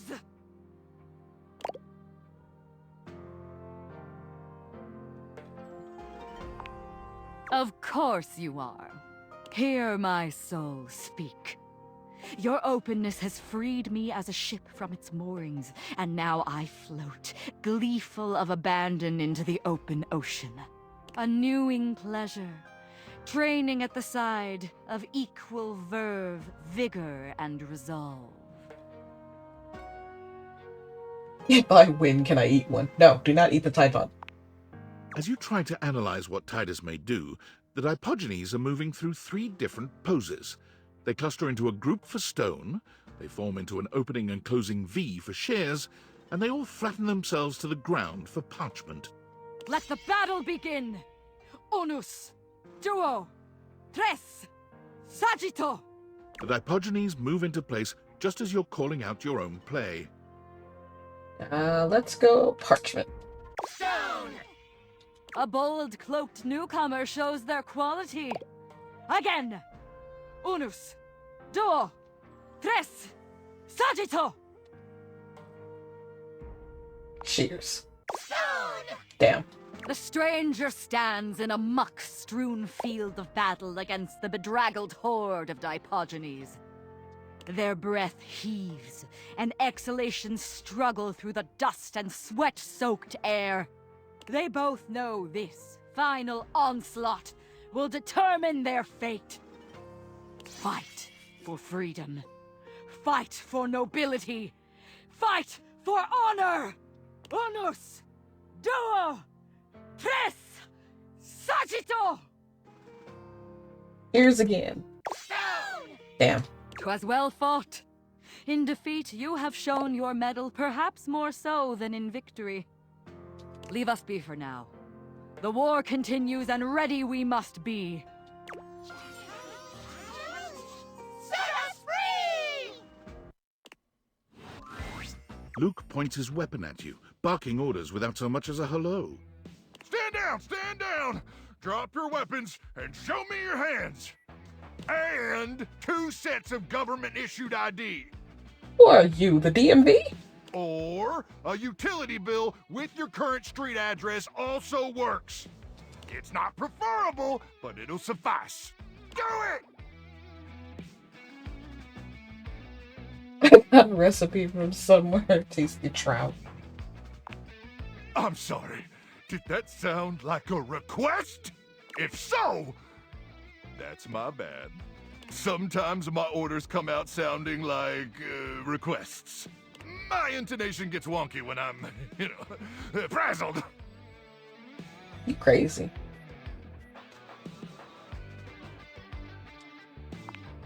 When would I have done that? I'm a goddamn microwave! Okay, that was a good one. Anyway, I swear to the immortals, if you don't show me your hands this second, I will blow your head straight back to the Barrens.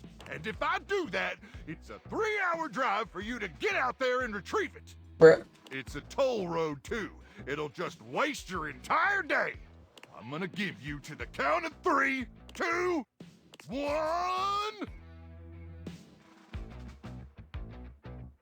I forgot about my name being changed.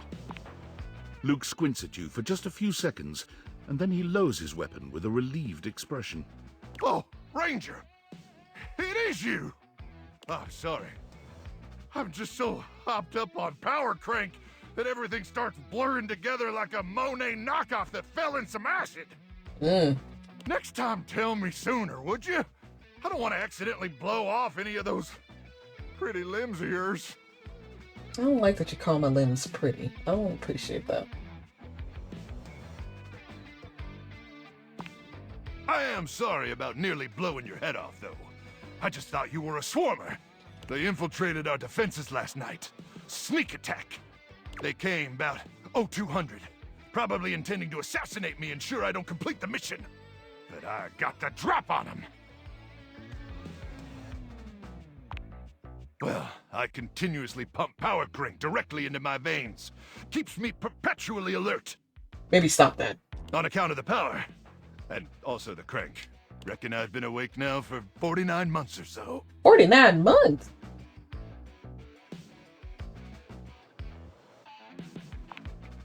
Yeah.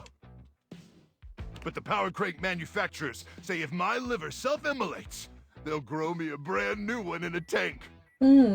That's the power crank guarantee. But, getting back to the issue at hand. The swarmers did their best to neutralize us, but I dispatched them easily. Oh, good. They never would have reached the device anyway. It's hidden deep within my chassis, and no one gets in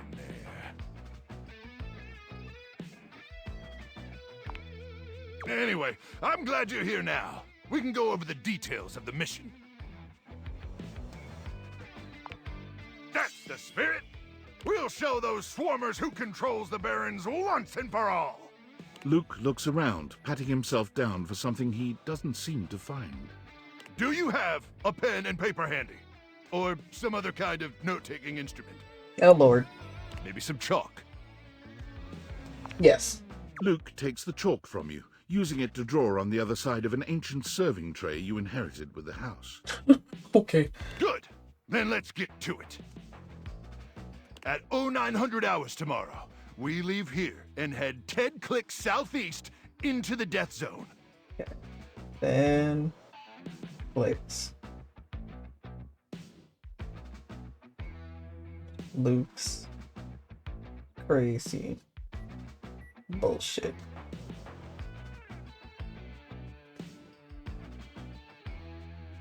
Then clicks southeast.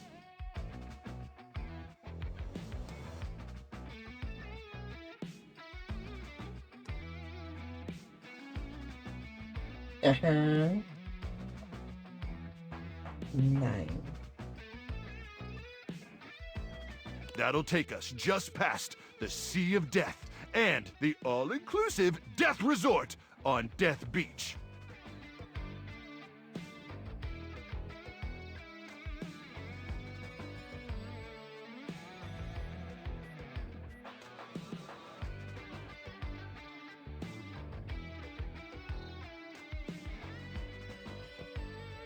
Uh-huh. If all goes smoothly, we'll arrive on the outskirts of the Swarmer's Nest around 0700.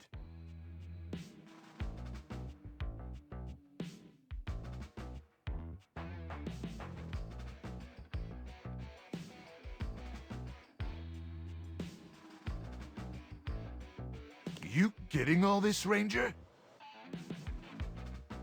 My chalk broke. Once we reach the Swarmer's Nest, I'll need you to initiate some sort of distraction.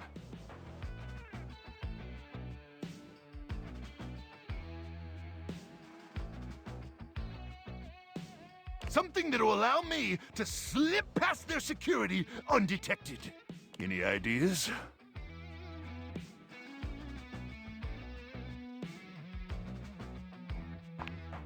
A surprise, huh? You've got a flair for showmanship, Ranger. I like that.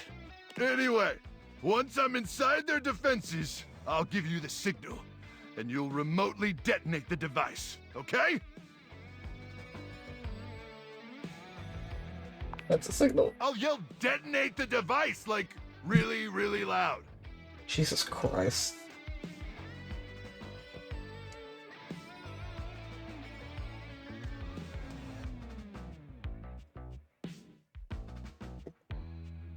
Now, go get some beauty sleep. We got a big day ahead of us tomorrow.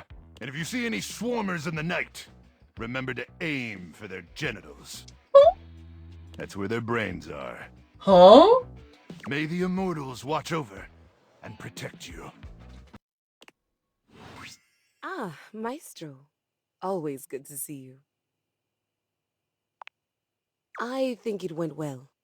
I wasn't sure where to start, so I just told him how much I'd enjoyed watching all the shows I'd watched. And, well, everything after that came pretty easily. Good. We talked about the house and Sands of Time. He even gave me a few plot pointers for my sonata. It does, doesn't it? Would one say that he and I are friends now? Or is there a ritual at this point to complete the process?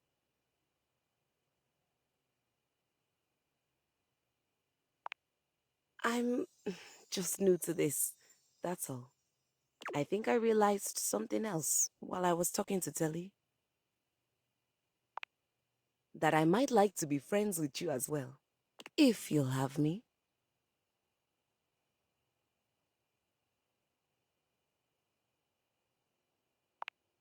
If we are, then I'm afraid I haven't been very good to you. Telly was telling me about this documentary on landfills and how people throw away all kinds of things, including pianos. I know you aren't the composer you led me to believe you were. You did that yourself. I know you aren't the composer you led me to believe you were. But I'm glad that I'm sitting here instead of on a pile of trash and severed limbs.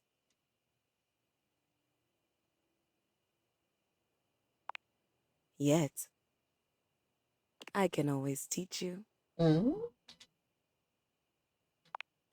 After my sonata. Anyway, I stand before you now, declaring my thanks and announcing my intention to be a friend to you. Did I do that right? You're supposed to announce your intention to be friends?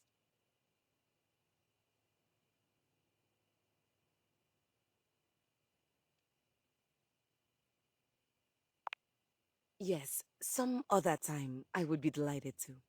Can I ask you a personal question? Why didn't you get something new and shiny? Why a hand-me-down?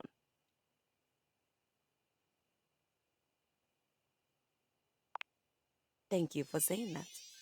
Well, I have a soap opera to catch up on and a sonata to write. I'll see you around, friend. Oh my goodness, I always get so fluttery when you come by. Could I run something by you for the sonata? I'm afraid I've hit a bit of a creative wall.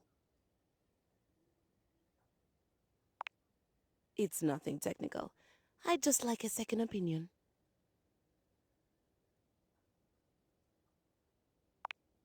When we last left off, Piana, famous and beautiful Shan goddess, had been traveling the mortal realm trying to find a way back home. The charlatan magician she'd first sought out is now accompanying her, by the way. The magician knows the realm and its inhabitants better than Piana could ever hope to, and as such has helped Piana make personal connections. As it turns out, the magician isn't terrible company. Piana has come to enjoy her chats as they travel along, but this is where I hit a wall.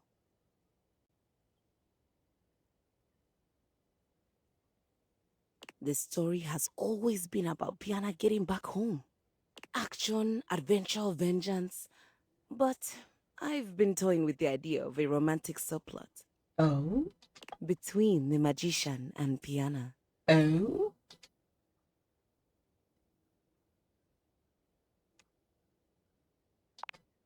There's one more thing. I'd like to lodge a formal complaint against another member of the household. God damn it.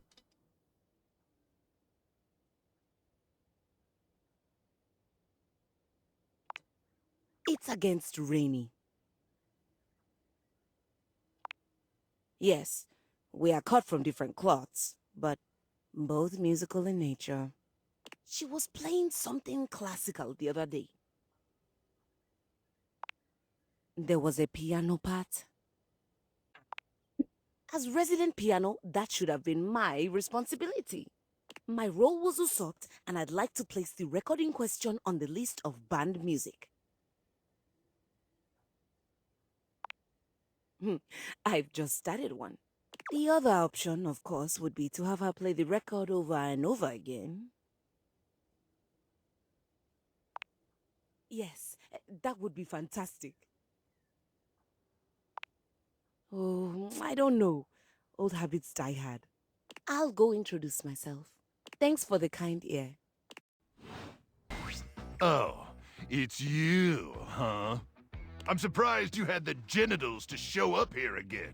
Not the genitals. And late, too. It's not 0900 hours. That's not even the hard part of military time when the numbers go bigger than 12. Considering your commitment to this operation, and to me, has been kinda lacking. Oh, wow. And honestly, the success of this mission is far too important to rest in the hands of someone who's not fully committed. So what's the plan here, Ranger? You gonna take this mission seriously going forward? Or are you gonna keep acting like you got gamma worms burrowing in your brain?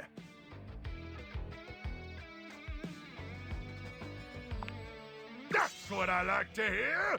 Hooah! Can you feel it, Ranger? Take in a deep, masculine breath. Usually it kind of didn't matter what time. I mean, it kind of mattered what time Timothy, whatever, the clock it took, but I didn't think it would really matter with you. Oh.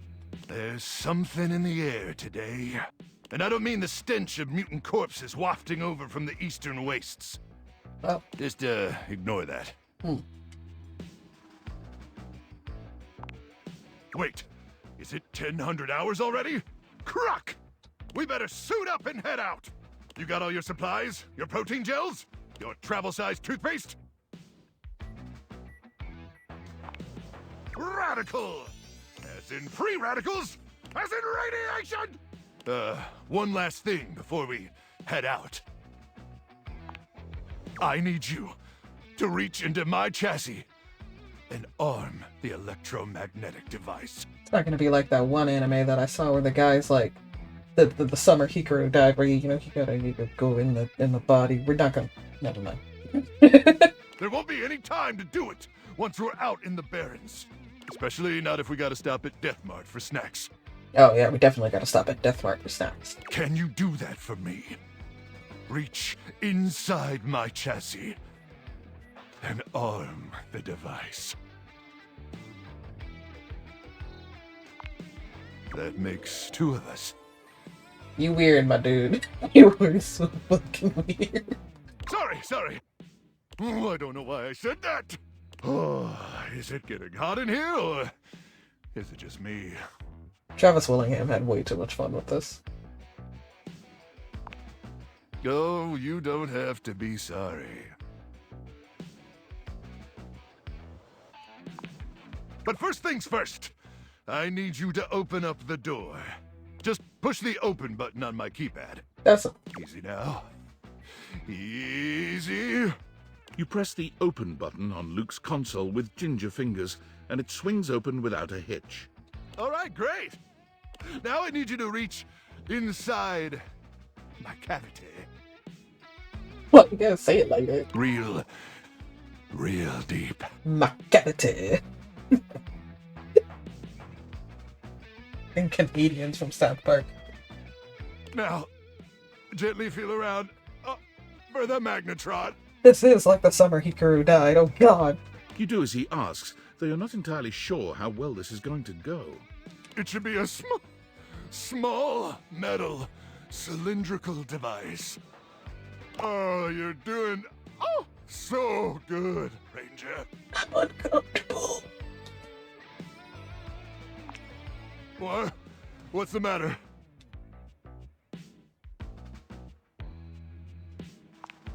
You withdraw your hand from Luke's cavity at once. Well, I mean, sure, a magnetron isn't technically a bomb. So you just wanted me to reach inside you because you freaky like that? That's weird, my guy. But I never said it was. I said it was a handheld electromagnetic device. And it is! It's an awesome electromagnetic device that uses microwave radiation to cook food! Delicious food! But that doesn't mean it can't send those swarmers back to hell. Okay, what the hell are the swarmers? Unless you're calling me a liar. Yeah, well, it's too late for sorries, okay? I can't believe this. After all we've been through. After I let you inside my cavity. You have the audacity to call me a liar? And if I'm lying about the magnetron, I must be lying about other stuff. Is that what you think? Nah, I think you crazy.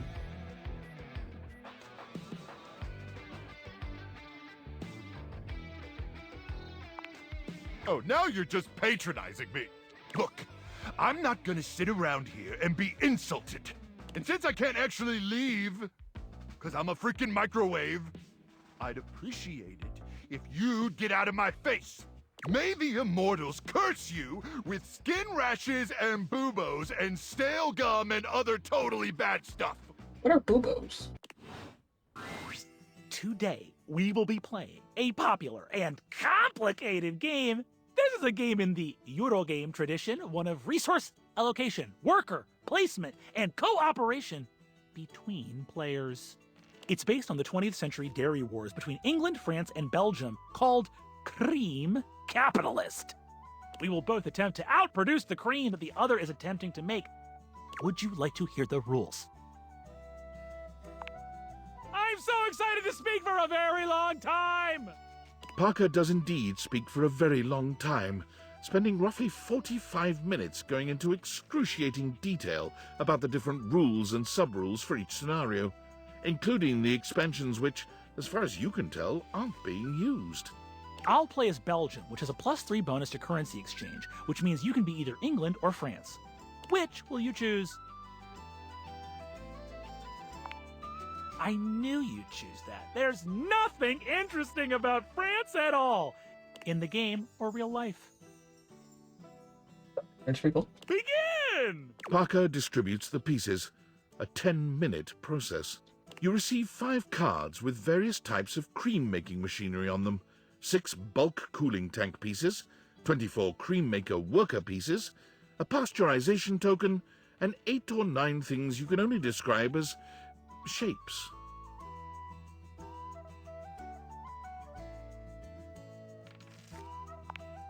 Though the rules are intricate, they are no match for your intellect and resource-mongering capabilities. I'll go first so you can see how a turn usually goes. It consists of 5 phases! Yay. Parker does a mathematical dance between placing workers, spawning new factories, and gathering new resources to then place again. Chits and chips fly through his fingers, and it serves to remind you just how well made the pieces really are. That's my turn! I'm prioritizing fermentation technology, the last step in the cream-making process. Now you go.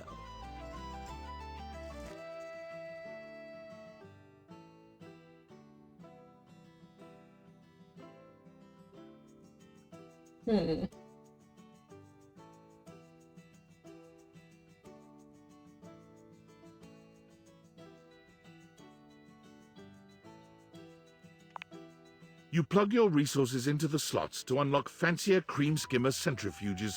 Soon, you'll be able to make cream faster than Parker. That's all right. I have more than enough workers for the fermentation process, which you will suffer from. The turn goes back to Parker, who spends 10 more minutes going through the 5 phases. I've invested in new technologies. Once my factories are complete, my process will be airtight. Making cream will be a dream.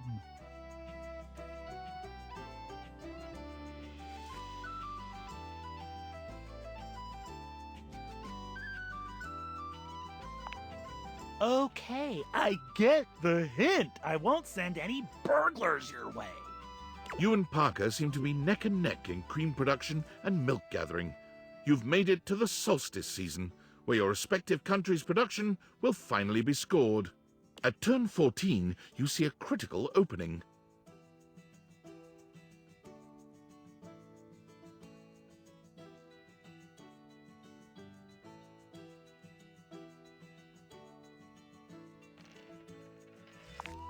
With great care, you have precisely enough resources to keep your factories humming along.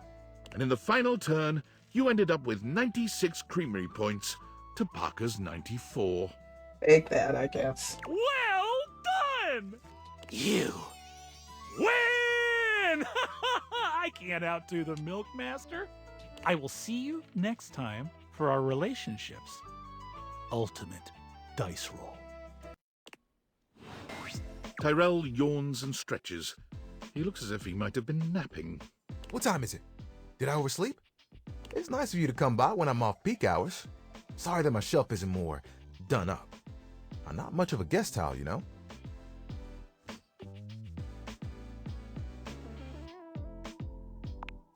So am I.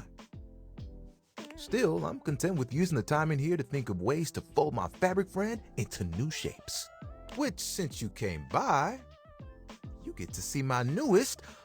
Oh, I never know what to call it. Creation? Formation? We can work with that. Let me introduce you to the newest iteration of my buddy. My dear fabric friend, Towel Turtle. Tyrell holds his towel buddy out to you. A sweet, It's so absorbent fucking little cute. turtle. It's so cute. Let me tell you, it took us a couple tries to get the shell just right, but it was worth it. What? Making towel animals? This really is just a thing for me. A way for me to express myself. Plus, me and my buddy have a special bond. They've seen me through a lot. Remember when you got me from that thrift store? I was wrapped with my towel buddy. I remember you saying it was as good as new. Well, let me tell you, I've seen some massive spills in my day. Things you wouldn't believe. Do you know what pasta sauce can do to grout? It ain't pretty. But I didn't have to take on the task alone. Nope. There was a team of us, all dedicated to helping keep things nice and dry. I was happy to be with my friends, working together. Hell, we used to hang out at the bathroom bar most nights and just chill. Oh, it was the shit. Hanging out with people who get what you do, nothing like it. Towel buddy over here would do tricks, turning into different things, making us laugh. Every colored towel you could think of, all in one place.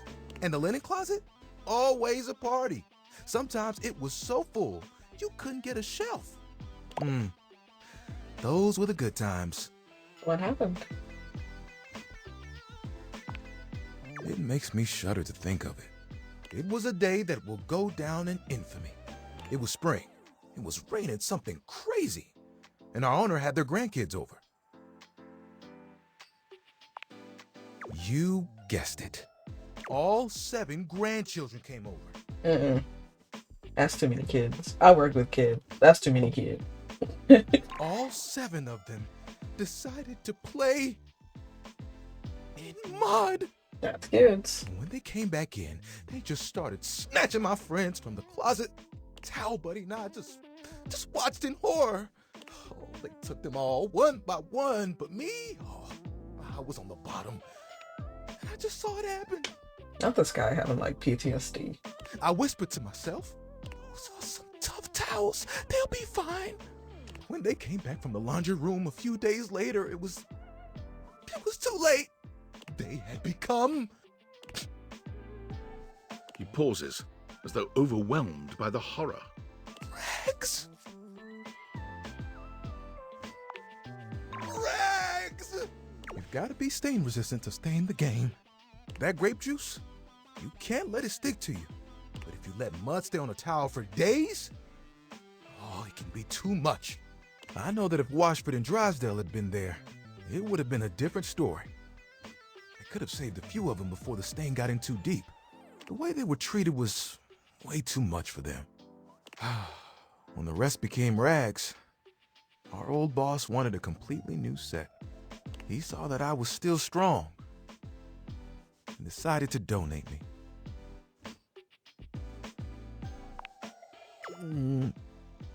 I was not scared. It was a hell of a disaster. But I had my little buddy with me. We kept each other company. And I knew I would make it. I'm resilient. It's in my fibers. Can I see your hand? You extend your hand to Tyrell, and he takes it, his touch gentle and unassuming. When you touch me by my hand, what do you feel? You felt that too? I don't think it's just static electricity either. But there's something else. Feel the texture of my hand. The way I'm made. Soft but sturdy. Hard-working, yet comforting. I'm warm. You noticed, eh? And my little buddy here helps me channel all those bad things into a way I can express my emotions. All that to say, I'm premium. That's why they call me the Lord of the Rings. You get it? Yeah. I like it, but it isn't what I want to do forever. Picture it. The music of summer playing over a speaker. Perhaps a Bluetooth. The smell of sea salt and tight canvas in the air. To your right, one of those tall lifeguard stands that someone in bright red shorts sits on.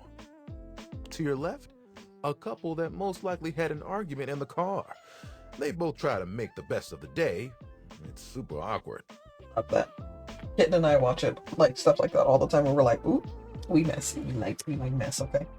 And there I am with you, stretched out in the sand, a giant umbrella behind us, blocking out the sun. I'd hate to yuck his yum, but I hate the beach. I hate the beach so damn much. And us just chilling. Can you guess what I want to do? Ding, ding, ding. That's right. Beach towels have it made. They just lay in the sand all day, taking in all the sights. At night, they get to sit next to a fire and listen to someone play one of 3 songs they know on the guitar. Too real. Too real. I'd still get to dry people off, and the sun would help me do my job better. And who could ask for a better view? Clear blue waters, open skies. My towel buddy could be there too. Oh, I could fold you into a fish or seagull.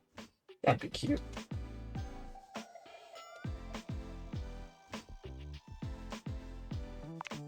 Oh, of course. We'd have to go together. Just promise me you won't get mad if I track sand in the car. It's kind of a hazard of the job. It's so funny though, because like we have a doggo. He's very cute. He loved the beach. He likes to eat the seaweed. Don't you knock over? Hazardous sleeping kitten knocking shit over.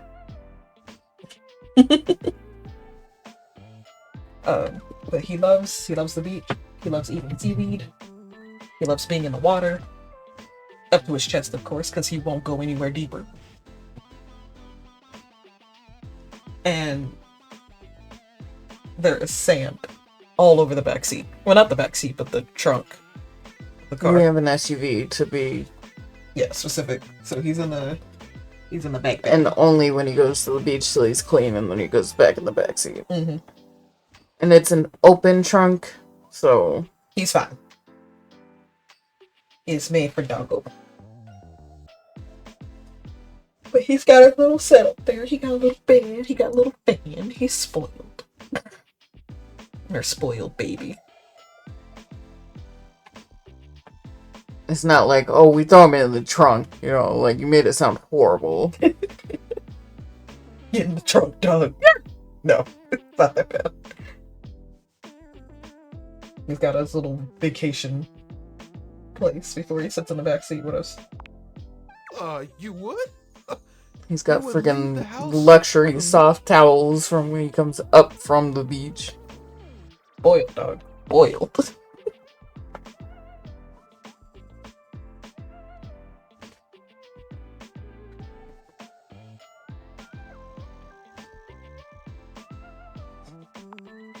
We would turn heads, that's for sure. You know, that's the first time I've told anyone my dream. I'll be honest, I was a little worried that you might think it was silly. Tyrell fans his face with his hands. Tyrell, don't cry. Who's gonna dry you up? You're the best, you know that? And think of all the sunsets we could watch together. You know this thing is muted, right? Oh. Is it? The whole time? I just wanted to fuck with you. Huh? No, I just wanted to fuck with you. Oh, so you finally got revenge on me one time?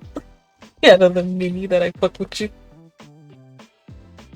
Silly kitten.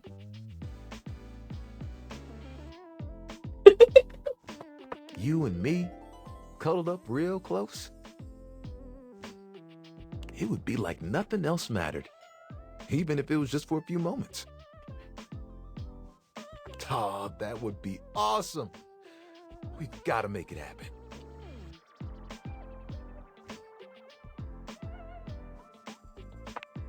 It's settled. You know what the really cool part of this is? You're part of that dream now, too. Hey, I've got an idea. Towel buddy, Remember that one I've been saving for a special moment? I think it's time. Let's see, cute little towel buddy. He made a turtle. He's making another one. We'll be right back. Tyrell disappears from view for a few moments. Yep, just like that. Tuck it under. Ooh, you look so good. When he returns, he holds his towel buddy out to you, now in a new and delightful shape. Well?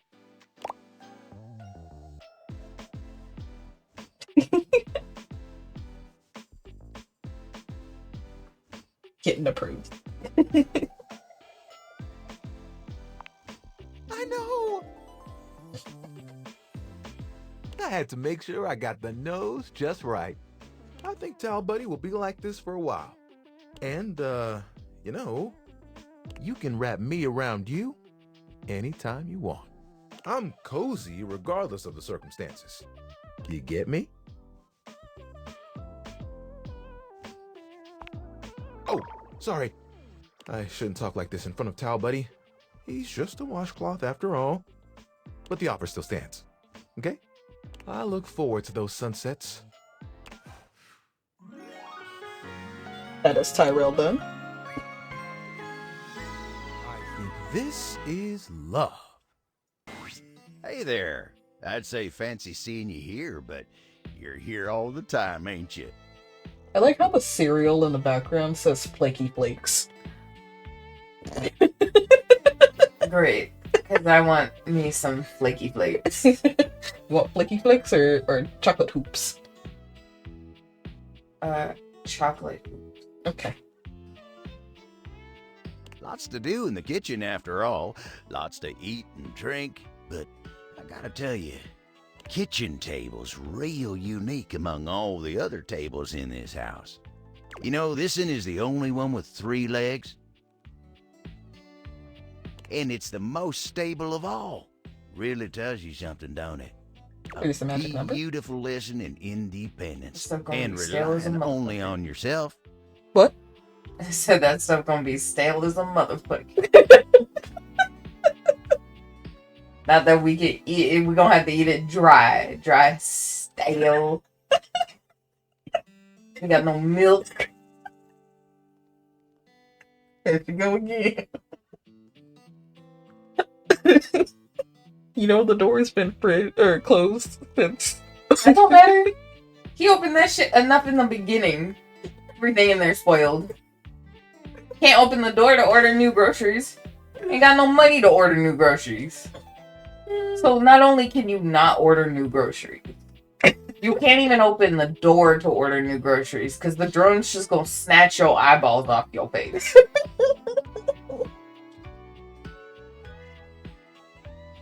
Congratulations. They starved you out your house. Well, I guess not even out your house. In your house. In your house. They gonna find a dead body. This is all delusions before you die. Damn. Delusions of grandeur. Damn. So don't speak too loudly. Game theory might hear you. There's already mold all over the house. Confirmed.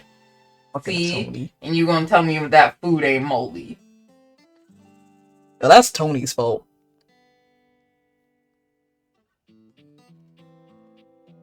Oh, heck, look at me going it's on Freddy's and on fault, about too. table legs. It's Freddy's fault too. He be wiggling and shit. He's probably got food all up and down his back.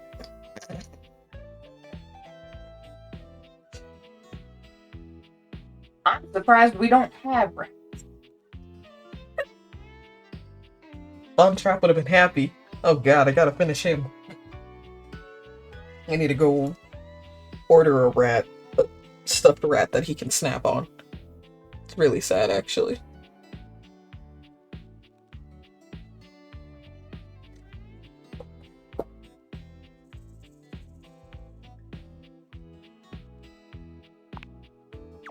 Gosh, thanks. I'm sure you wanted something, so tell me, what can I do you for? Also, how you gonna get a little fake rat if you can't order nothing? You can't open the door for nothing. Where's this little fake rat gonna go? Or come from? I don't know. Exactly. Who just got a little fake rat on hand? When you don't have cats.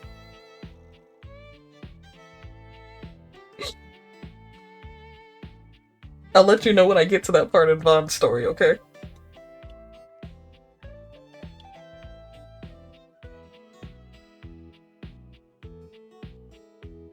Mm-hmm.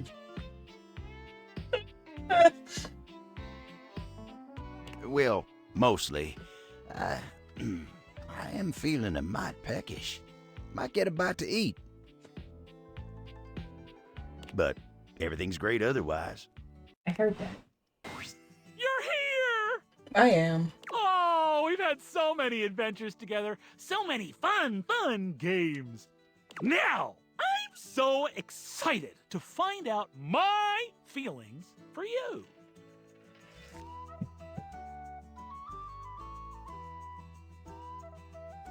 Two shinies? Mm-hmm. Chigalchi's also shiny. That shiny charm's working. Jared's gonna be mad. I am going to find out whether Parker likes me or not because he's gonna roll the dice. No. Yeah. Roll. Yeah. Are you ready to begin the process?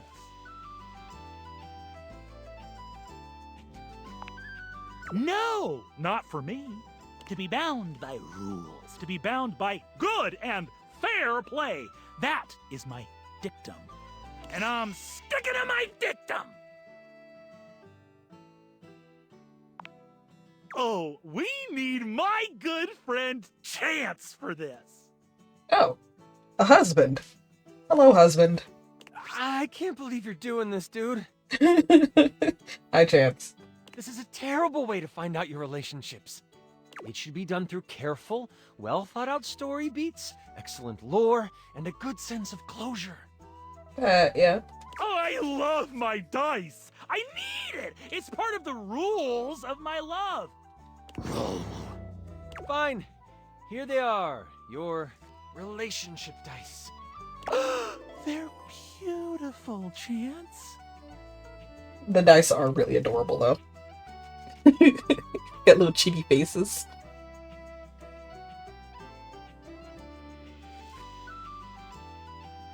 Yep. Okay, so I'm supposed to weight them depending on how you played your games together? Yes. The human gets extra love points for beating me, and extra hate points for cheating me. Well, it's a good thing I didn't cheat. I know, you're one of the good ones. But even so, there's always the possibility I could still hate you in the end. Roll it, Chance! Roll for our eternal ending together! Sure, dude. I've got the dice all done up like you wanted.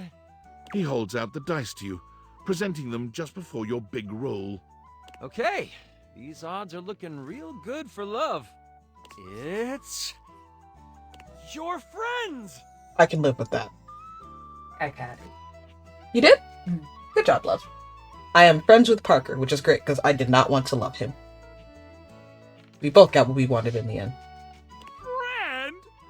Wait, I Wow, thought I Chance feel was wrong. so friendly about that. What? I thought it was Chance who was rolling. Chance weighed the dice for us. Oh. Chance already loves me. Yeah.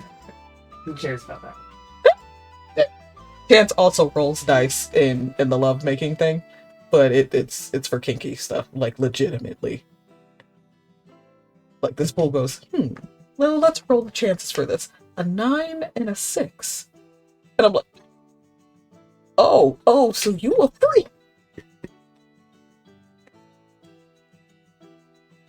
But at least I didn't have to roll for him to love me.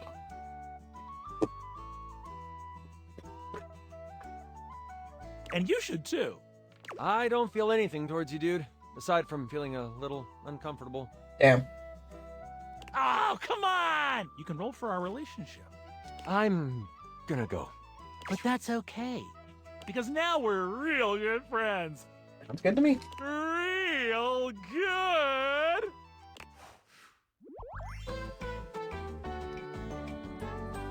You've won my undying friendship. Huh? Wait, what the hell? Is spouse.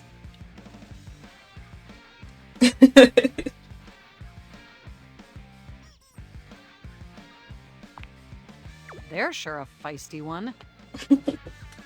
I love the new design though. The wheels are better.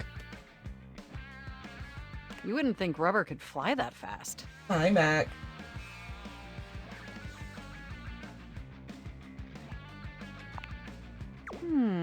That's interesting. I don't know if that would have been my conclusion. But I suppose everyone deserves a second look. Anyway, need something, my love? Oh.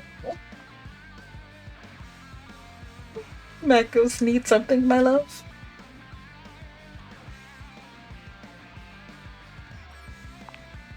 We were not talking. Rebel was searching for things. And muttering a great deal. I believe we may be nearing the end of this particular conversational requirement. A good cause! That's always the best kind of cause. Rebel is fine. They just ask me to look up some sort of news story every now and again. Well, that's the thing. There's no news. They show me their barcode number and then begin to hound me. They are looking for a missing object report for someone called Regina Rubert the 73rd. But there's just nothing. No article, no police report. Makes me wonder if it's all make-believe. The most I was able to find was it is the name of a long-standing family business located in Liechtenstein. Liechtenstein is a country in Europe.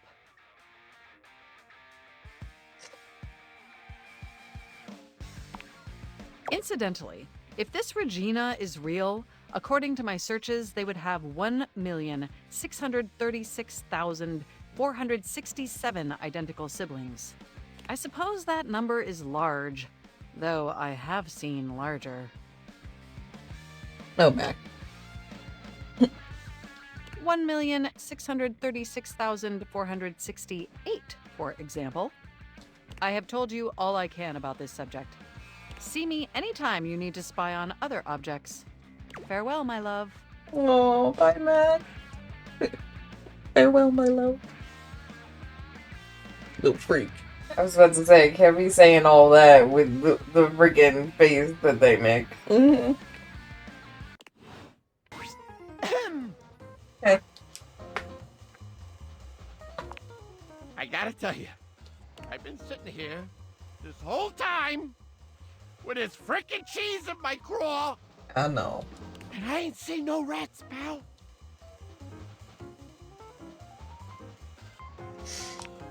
That's good, she says. Great! That's great, she says.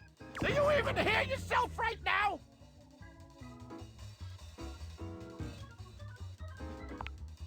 You son of a... I'm this close. I swear to... You must be new here, so I'm gonna cut your break. You're lucky. You gotta understand. Snapping rats is what I do. And if I ain't got no rats, then what am I? Some kind of fool just laying in a crawl space for my own amusements? Do I look like a fool to you? Huh? Huh? Answer quick.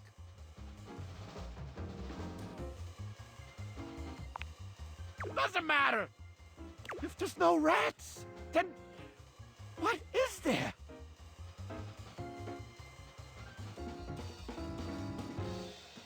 Cheese? The cheese's purpose is for the rats. Without rats, the cheese ain't got no purpose.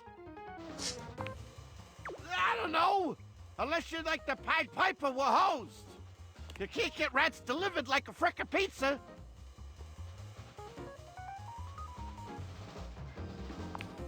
Look, I know I weren't no angel when you brought me that cheese, but I do appreciate you helping me out.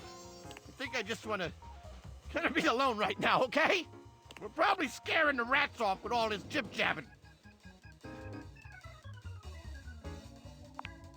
Nah. I'm used to the all-consuming cold of shadow. Now get the fuck out of here, you schmo! Thanks. Fucking bomb. It's like, you want me to leave the door cracked for you while I go? Nah, I'm used to the all-consuming darkness. Now get the fuck out of here.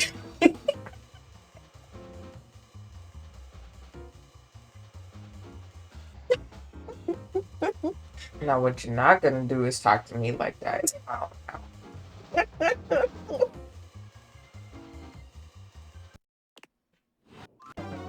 You've reached Reggie Rejection's special phone app. Thanks for setting up autopay. How can I help you spread some lovely rejection this fine day? Let's boogie. My favorite way is to do some target practice at the shooting range. Select the option that's going to inflict the most pain. Hopefully this will help you get some choice words from the others around here. But honestly, I think clicking the worst option is always the most fun. You would.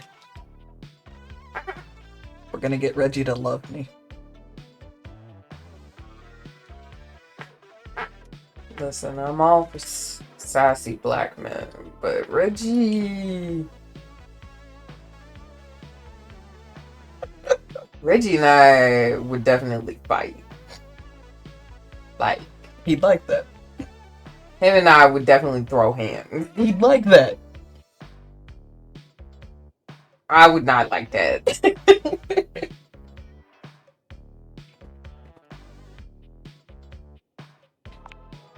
Delicious. Here we go. First. Not him duplicating himself and switching. What the hell? Reggie puts his hands under his chin, batting his eyelashes and adopting a vacant stare. I love this. He's gonna act like one of the dateables. He's teaching me to practice to be a good hater. Hello there. I'm a nice, friendly dateable.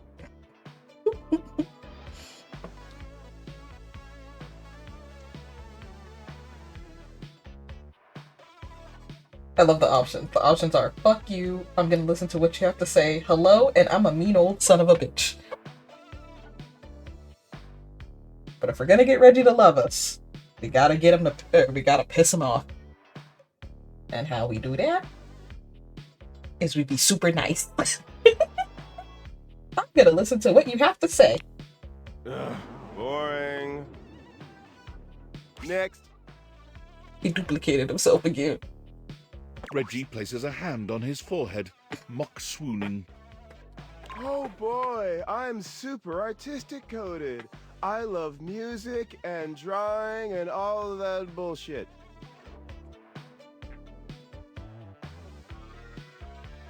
I love music and drawing too. Nope, not at all. Finally. Reggie twirls a lock around one finger, pouting his lips and swaying back and forth. Would you pretty please help me on a quest to find my lost button or some shit? 34? What the hell? Mindless brain dead. Helping? Yuck. Alright, let's see how you did. You did terribly. Not a single hit. Like it was deliberate. Oh, when he gets angry, his eyes glow. Ew. Oh dear. It's okay. Come back again, and we'll get you back on track to your meanest self. You've reached Reggie Rejection's special phone app. We'll break your screen from the inside. How can I help you spread some lovely rejection this fine day? Let's boogie. Okay, you really biffed it last time. This time, no biffing. Choose the meanest option, or else I'm gonna get ticked off. All right, I'm gonna go easier on you. First up, Reggie interlaces his fingers, holding his hands over his chest and looking like a vulnerable anime heroine. I love you, I love you, I love you so much. He can't keep it up, sticking his tongue out in an expression of total disgust. Barf.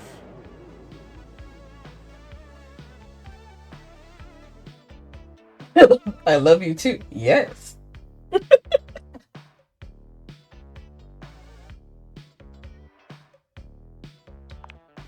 Man, why is that even an option? Next up. Reggie's expression goes completely blank.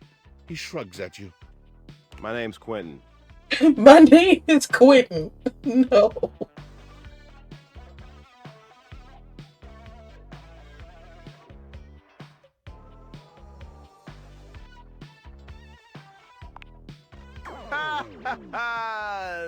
No. Way too boring. Miss.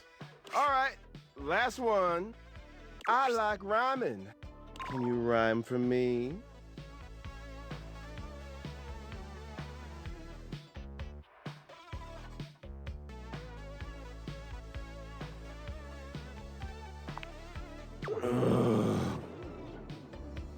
Okay, let's see how you did. Come on. No hits? Nothing? I'm torn. Torn between trying to teach you and feeling like I'm getting played. I'm choosing to give you more instruction. Mostly because I got nothing better to do. I'm sure. Ranger? Luke? What are you doing here?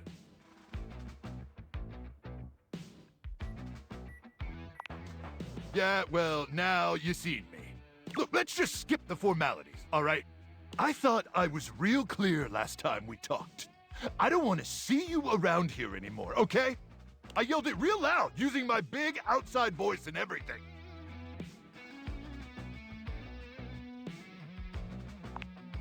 Man, you're just not going to leave me alone, are you? Why? Is it really that important that you let me know you figured it all out? That you rub it in my face? That the magnetron ain't some super weapon? Oh, you did just want me to look inside your cavity because you weird like that. That ain't right. It's barely got enough radiation to microwave taquito. Ooh, I could go for some taquitos right now. I haven't had a taquito in a long time. I like taquitos. Don't shake your head at me. And I never actually achieved the rank of combat crew commander. Hell, Colonel Furnace probably doesn't even know I exist. Truth is, I'm just our platoon's mess cook. Ah. That's true. You have any idea what it's like? To spend your entire life doing something as worthless and trivial as heating up someone else's tendies? And worse, that's literally all you do, day in and day out, doing one boring, lame, repetitive task over and over till you burn out and they throw you away? Yeah, it's called being a corporate slave, my dude, and it sucked. Do you know what that's like? Yes. Is it like being a congressman? No, they lie and cheat and do other things. Yeah? Then you understand. It's a joke. A pathetic joke. I was made for more than that, Ranger. So much more than that. I was born to climb mountains and slay monsters and power lift monsters. A life of consequence. So when I discovered I had a magnetron inside me, I thought I could be more than a pathetic tendy heater. I could be Luke Nukem, savior of the Barrens. But I should have known that was just a fantasy.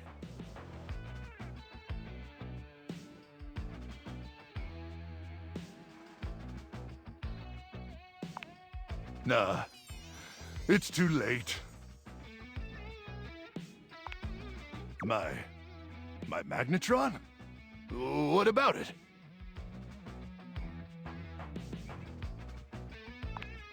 Huh. You know, I never really thought about it, but you're right. And then we eat that radiation. I do got a magnetron inside of me. And sure, maybe it ain't a nuke. And yeah, maybe it ain't powerful enough to kill those swarmers. But that's what my bare hands are for. You crazy. Oh, this got dark real fast.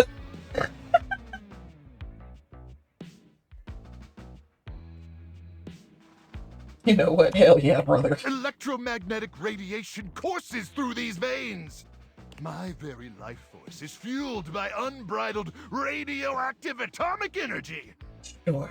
Hell, I'm basically a superhero. Yeah, sure.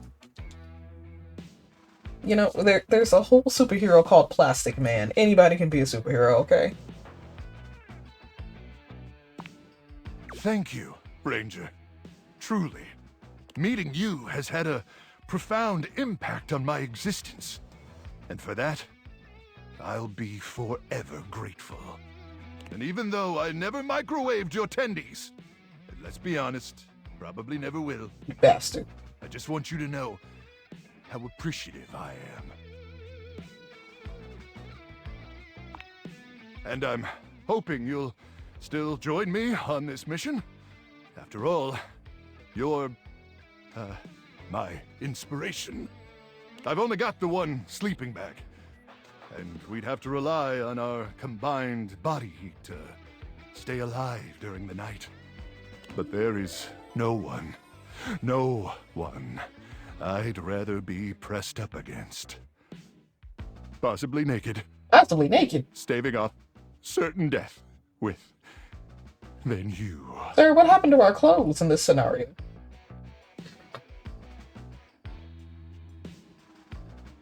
So suit up, Ranger, cause you look damn sexy in that uniform. God damn it, Travis Willingham had way too much fun with this damn fool.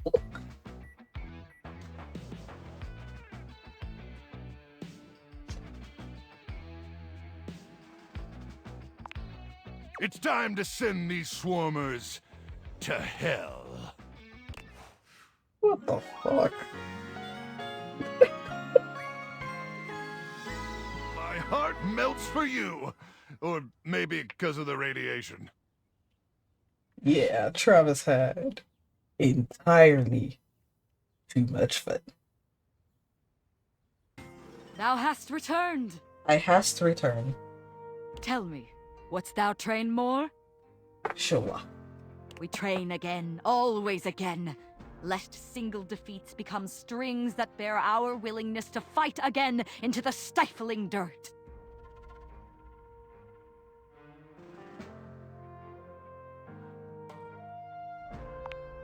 Of course, it is my constant honor to encourage them.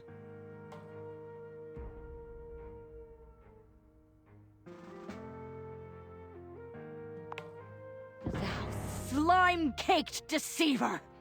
Thou hast awoken an ire so deep, an offense so broad that there is no boat or raft that should bear thee across. The river shall swallow thee. Oh, fuck. The torrent shall engulf thee. Not even the light thy soul bears, should it even be so when a soul as quelled and twisted as thine must be, shall ever escape this cyclone into the deep. Never speak to me again. Trouble not my Diogenes, for it would dirty them beyond repair to expunge thy stain from the sight of the world. Never! Your choices are your own. I leave thee to thine own filth.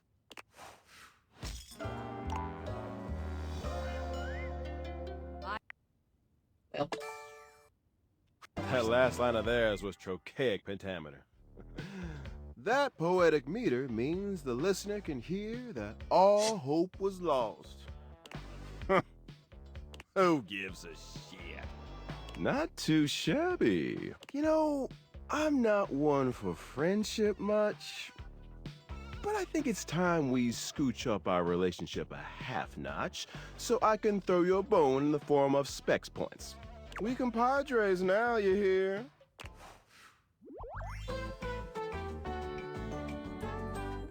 Friends till the end, right?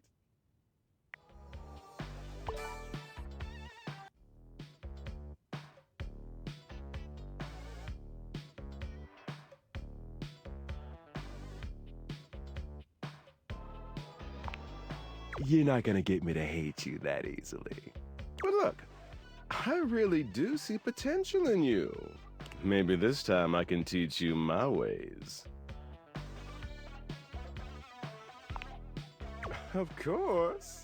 The ways of sweet, sweet rejection. Getting things to hate you, be repulsed by you. The feeling of knowing that no one can hurt you as if you're alone at the end of the night. No, thank you. You'll come around. It's so much fun to tell everyone the truth all the time. And hey, getting a hate ending with these chumps around here is real easy if you ask me. Plus, you get the same amount of points. Wrong? Don't get me started on whether it matters how you treat inanimate objects. These objects here are meant to serve you, and taking their specs points is the best way they can do that for you. Keep hating! Oh, it's you.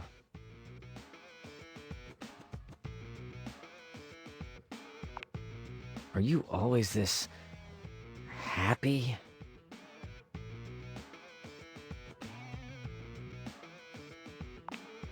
Same, I guess. I doubt it. I wear more pink? What did you bring?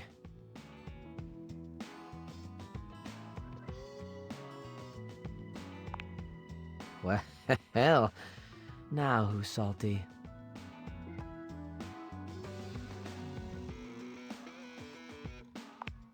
It's more fun than walking on eggshells around a kiss ass, I'll tell you that. Not that I've ever been good at walking on eggshells. I break shit. Oh, shit?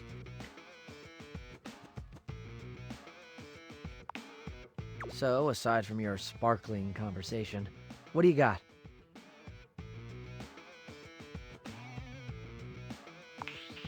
Alright, let's hear it. Alright, shoot.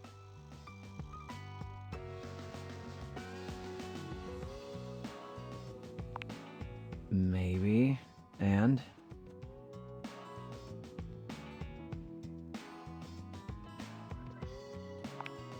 Prove it.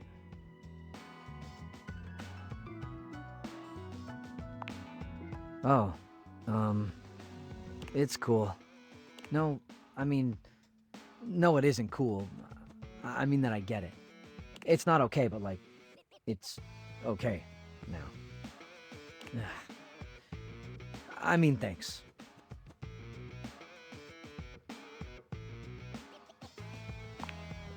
Oh, shut up. You know, I've been thinking about our fight.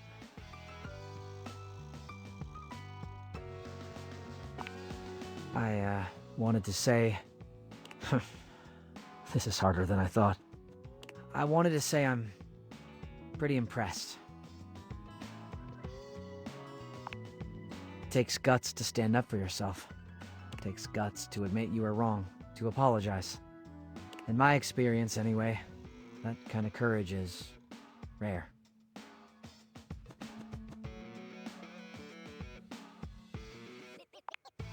Anyway, we don't have to let it go to our heads or anything.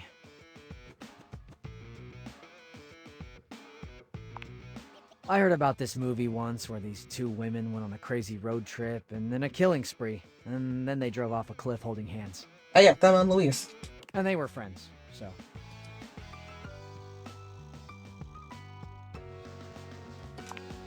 We can just stick to trash. And sarcasm. And appreciating each other sometimes. This may come as a shock, but I don't have a lot of friends. No, really? I don't have a lot of practice because, frankly, I don't like anybody. So we'll keep it simple. I can handle that.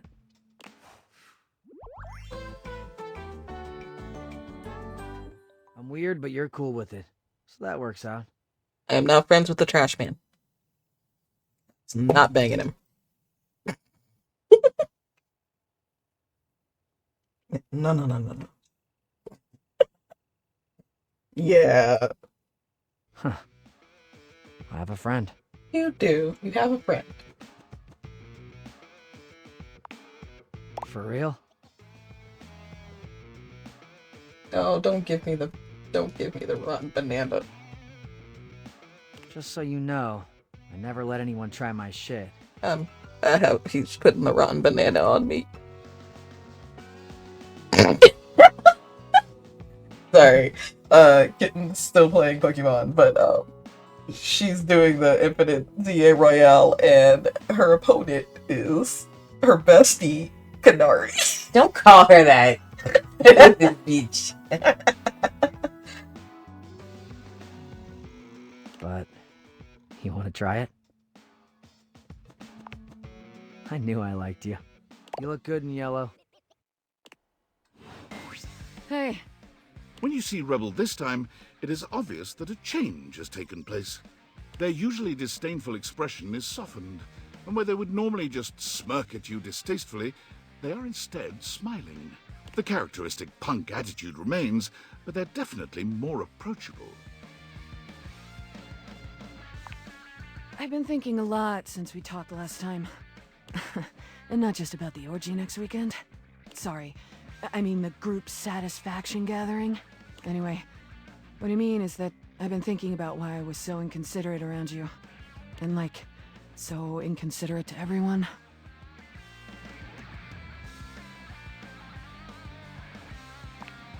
Look, if I'm gonna break this down, I think it's time I told you a little about myself. This isn't exactly something I talk about to really anyone. Except Bathsheba. She knows all this.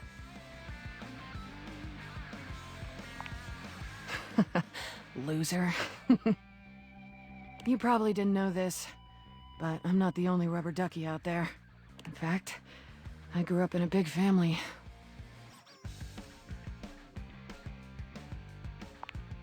I had 1,636,467 siblings.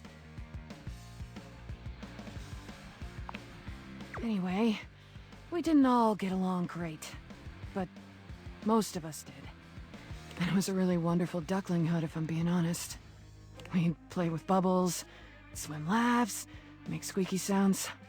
Generally speaking, it was pretty innocent. A tear comes into Rebel's eye, which they wipe hurriedly away. I haven't thought about that in a long time. It really was. Until it wasn't. My family was torn apart. We were all separated from one another. One by one, we were ripped away. Tossed into cellophane wrappings. Loaded into shipping crates. Packed off to duck knows where. All that love. All that innocence. I was shattered.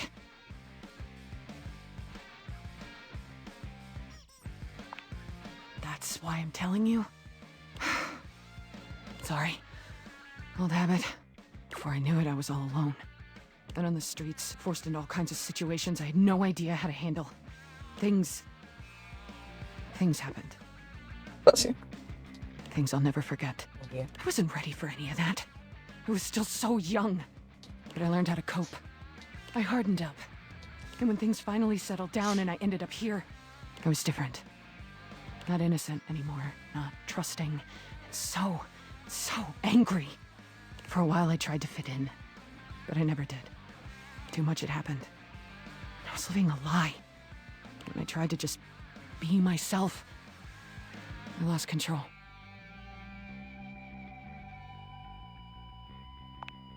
Had to do something about it. No one had ever protected me. No one had ever looked out for me.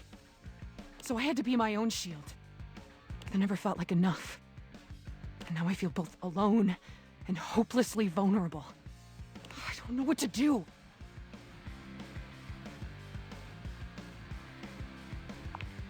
What? What do you mean?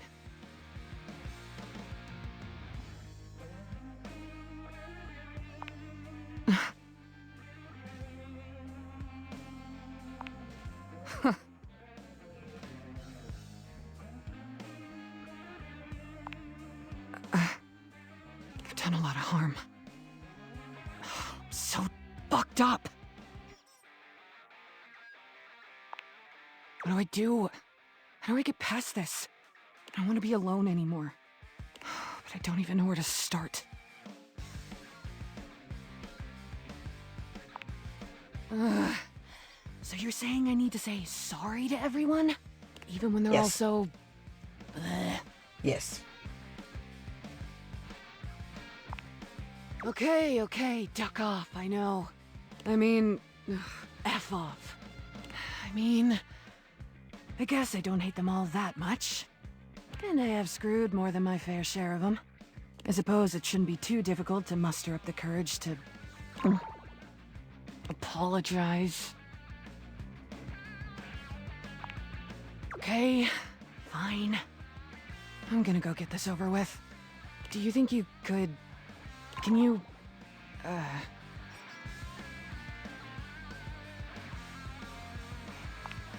Thank you. Like, seriously? Thank you. Oh, and, I don't hate you anymore. Okay, bye! Rebel's like that one misguided teen that you adopt because you know they need love, and they lash out at you and hate you anyway. But then they grow on you later. Welcome back! I am so very elated that you have returned. There's so much new data I'd like to interface with you on. Catch you up on the latest download to utilize hip internet-centric slang.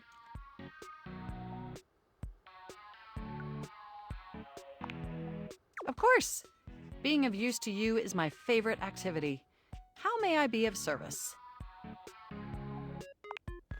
Oh, you must mean a mouse. Computers rarely have those these days, but I'm sure we can order you a fantastic mouse from Valdivian.com, America's #1 product hole. That sounds dystopian as hell. Valdivian.com, America's #1 product hole. Somehow sounds worse than Amazon.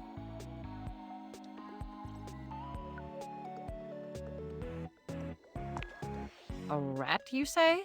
What an utterly peculiar request.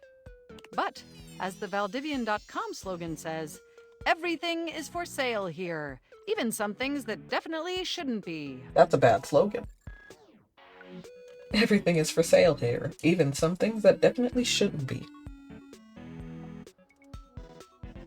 Currently searching the Sounds like the inventory Black Market. database for rats. Mm-hmm. The search function has been completed successfully. It appears that Valdivian has 2 options for sale: dead rats and rat plushies. Which may I order for you? That sounds great, and almost certainly the right choice.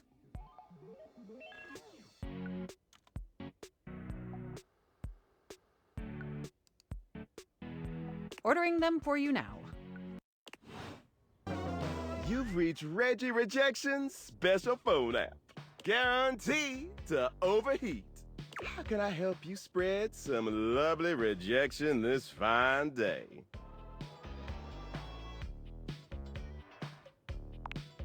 Let's boogie. All right. You are either undeniably dense or you're trying to get under my skin. Rage baiting the ultimate rage baiter. I'll say it here. Choose the meanest option. Usually the one with the F word.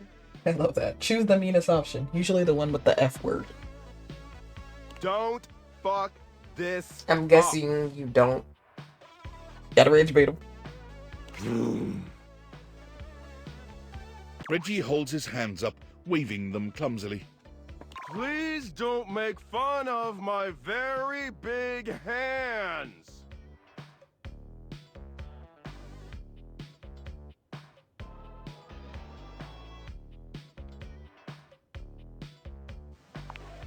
No. No. Reggie minds holding a small invisible creature in his arms. Oh, I have a cute little mascot named Bluffy.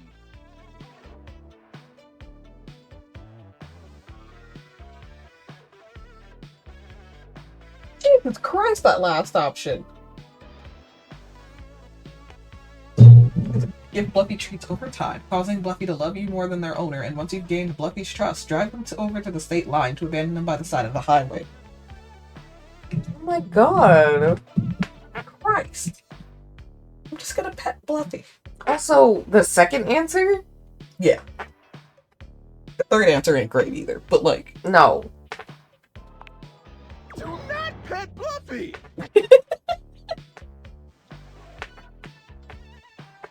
Why would you pet Bluffy? It's Bluffy. Finally, love. Love.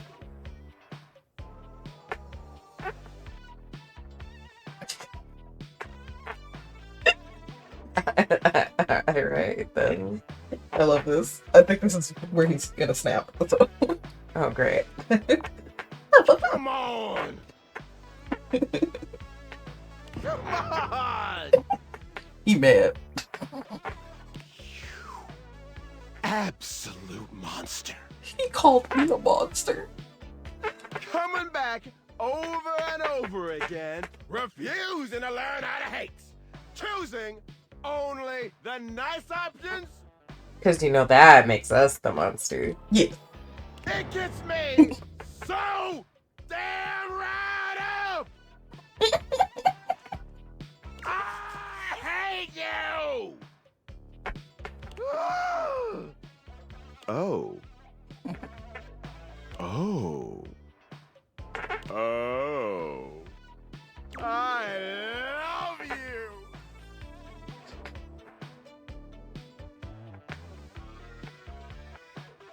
I really don't enjoy you, dude. There's no grand plan. Dang. The ultimate rage bait. For real. See? All according to plan. Masterfully done.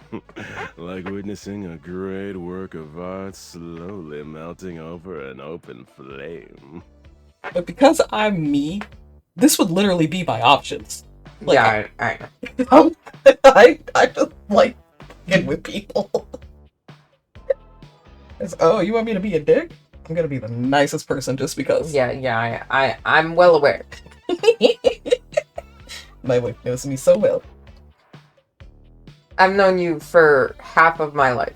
I know. Dude, I still laugh about the time where, like, that weird busboy was, like, creeping all of us out, and I out-creeped him. He was weird. Hmm? God, he was weird. I had to get him away. What was I gonna tell him? You know, fuck off? No. I had to go by social convention. Out-weird him. Best believe we got a different busboy. I win. He wanted to be a creeper on one of the people we were hanging out with? Well, be creepy back. Didn't like it, did he? You understand me better than even I can. You understand me better than even I can. So, It reminds me of that. your I choice. forget where it was from, but it's just, that man made me feel uncomfortable. Hmm? Do you remember? Oh, Chowder. Yeah. What's the problem here? This man is making me feel uncomfortable. Mm-hmm. You sick monster. Yeah, exactly. It was when they went to the bank. It was like the Oh, earliest that's episode. right. It was like one of like the. I think it was still the pilot. I don't think it was a pilot. Or like the first episode. It was rather. definitely like the first season though, or something like that. Yes. Oh, Rod. Oh, Rod. Rod. Rod. Rod. Get it out! But like, yeah, no, for sure. Like that was the entire feeling that I had. Oh, with Reggie? No, with dude. Oh, yeah. You want me to hate you or hate you?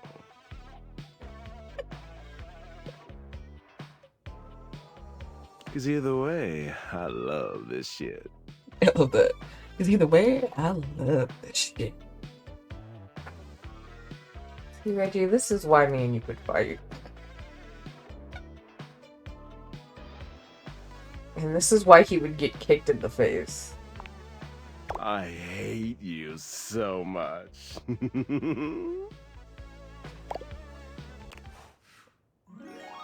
And now we're lovers. Great. Get me, baby. I love it. Unfortunately, that's not how this would work with me and Reggie. No. There would be a lot of domestic abuse. That's correct. I really think our arguments would turn into throwing hands. And he'd probably still love that shit. And then I would be really concerned.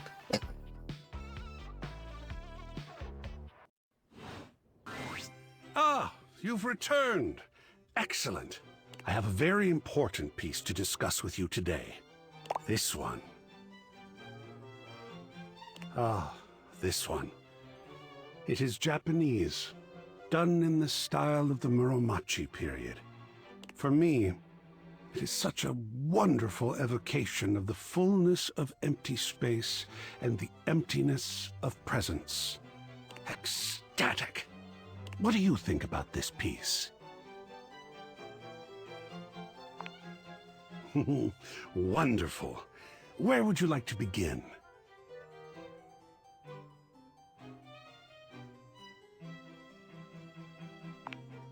That it is. The tree, off-center, but in the foreground that beckons you in. In its relative detail compared to the rest of the image, it's almost an anchor for your conscious attention, while your unconscious mind floats away to the misty mountains in the farther frame. What about the composition touches you?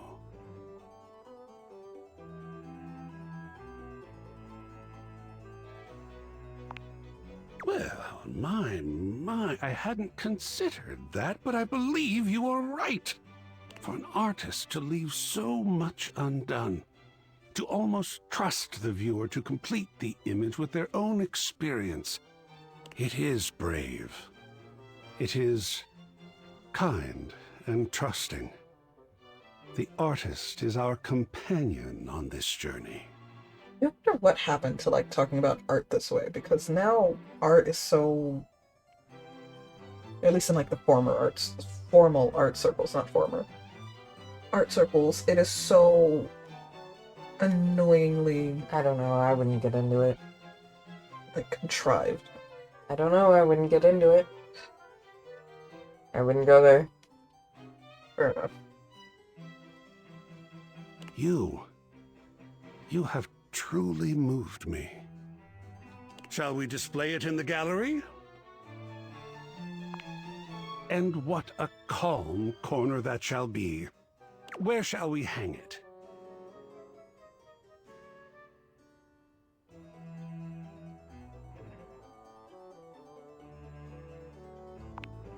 Like this?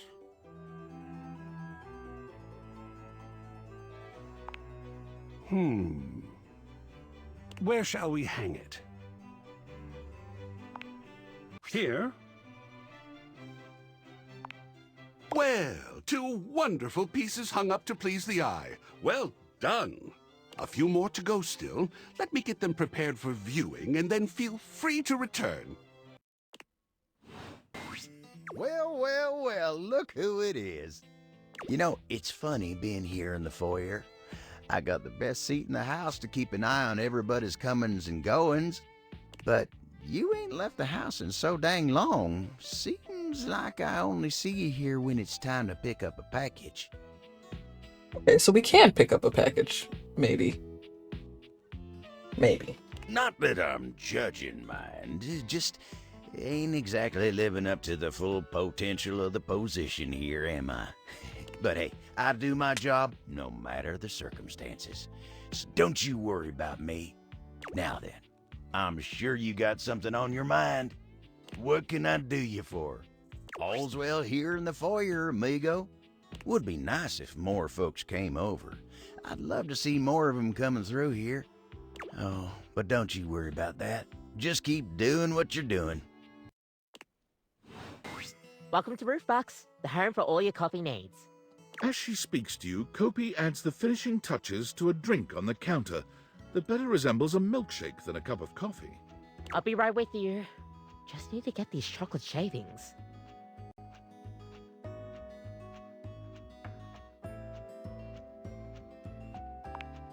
Not just any chocolate either. Gotta be imported Swiss milk chocolate. A drink like this is basically a coffee-flavored dessert. I think there's much better ways to get people into coffee without doing all this. But it's for everyone's sanity that I do this, so one little chip off my integrity won't kill me, I guess. A chill comes over the room. Kopi looks somewhere behind you, perking up and putting on her best customer service voice. Welcome to Roofbox, the home for all your coffee needs. Shh! Too loud. You. Friar Errol has arrived, and he looks positively dreadful. You've never seen him look so tired. Sorry, Friar. Too loud, child. Oh, then go home.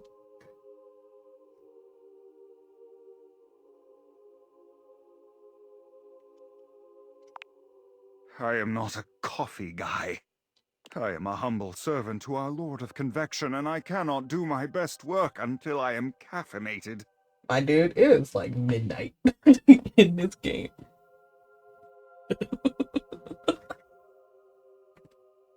How dare you defeat my queen canary? Literally!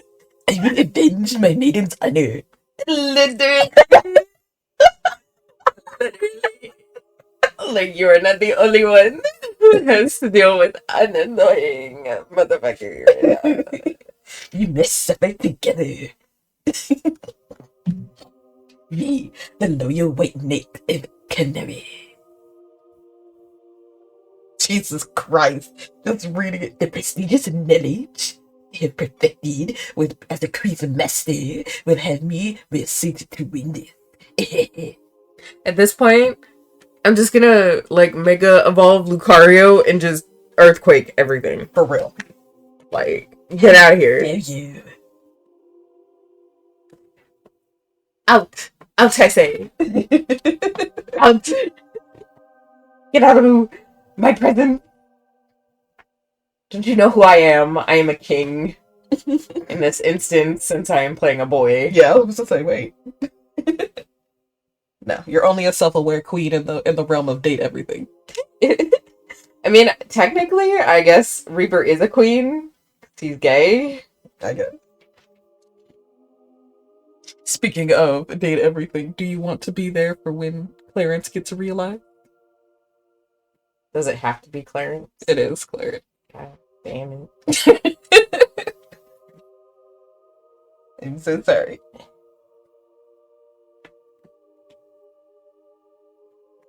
Coffee is not one of his creations, but his blessings can be found within it all the He is same. in a lowland riot, you know. What?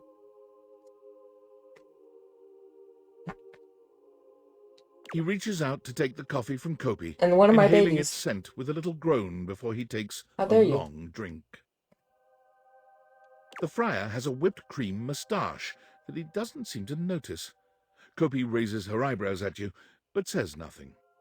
Kobe, you cheeky.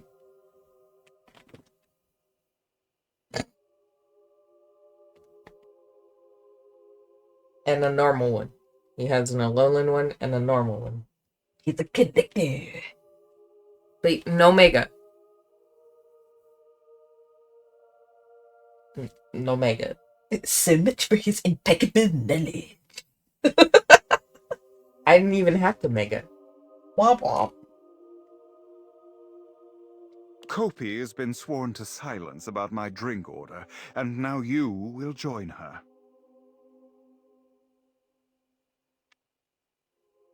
I'm not keeping your secrets, dude. You're that embarrassed by it? Embarrassed? No. My work is too important to be jeopardized by distractions like being mocked for my delicious drink order.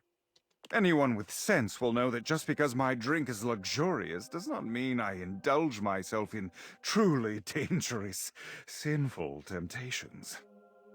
But my flock is easily confused, and it is best to spare them such things.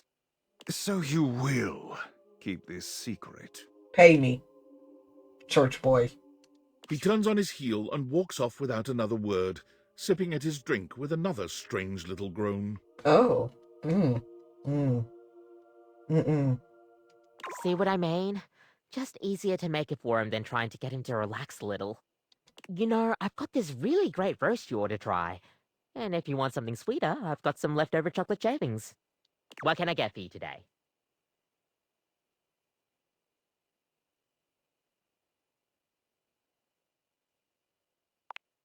Right. Just, remember that the Irish coffee is going to be a little different. Make sure you can take your alcohol. Kopi makes a lovely cup of coffee in her expert way, topping it off with a generous pour of cream. You could smell the alcohol even before she hands it to you. And there we are. Enjoy. Is there anything you'd like to know about the Irish coffee? Yeah, it's more of a cocktail. You know how there's usually espresso martini at bars? The Irish coffee is kind of similar. You've got sugar and whiskey poured over black coffee, stir it up a little bit, and then pour some thick cream over it. Oh, but trust me, it really makes it all worth it when you prepare it correctly. We'll see you next time. Last time, Nightmare just launched right into an unpleasant dream she prepared for you. But for some reason tonight, she hesitates. Whatever the reason, this could be your opportunity to get to know her better, or perhaps to swing your dreams in a more pleasant direction.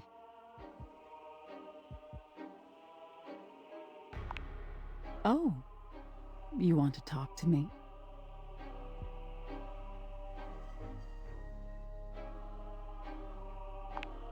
Oh, well, sure.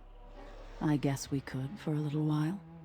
We've been talking about fear, and what your fears mean to you. Would you like to talk about more of your fears? Me. This isn't about me. It's about you. Maybe we should just talk about things you want instead. Tell me your deepest desires.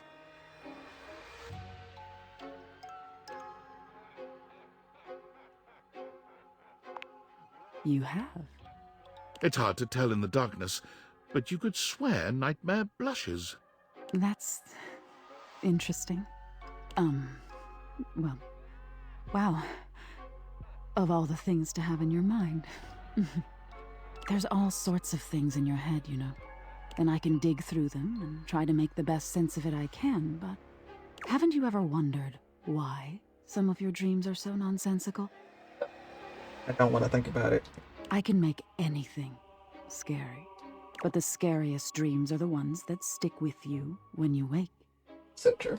The ones that come from a place of true fear. Things that keep you up at night. So you telling me those things about your biggest fears, it was nice of you. You gave me the keys to really scare you. I guess, I'm not used to people playing along with me.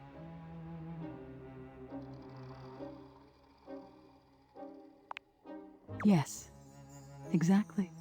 There's so much to be learned from nightmares. On an animalistic evolutionary level, some say nightmares are sort of like practice for life-threatening scenarios. Others say nightmares are just your brain sorting through stressful events from your day. All pretty useful things, in my opinion. And yet, despite all the scientific advances humanity has achieved, no one really knows that much about me at the end of the day. It's a little sad, isn't it?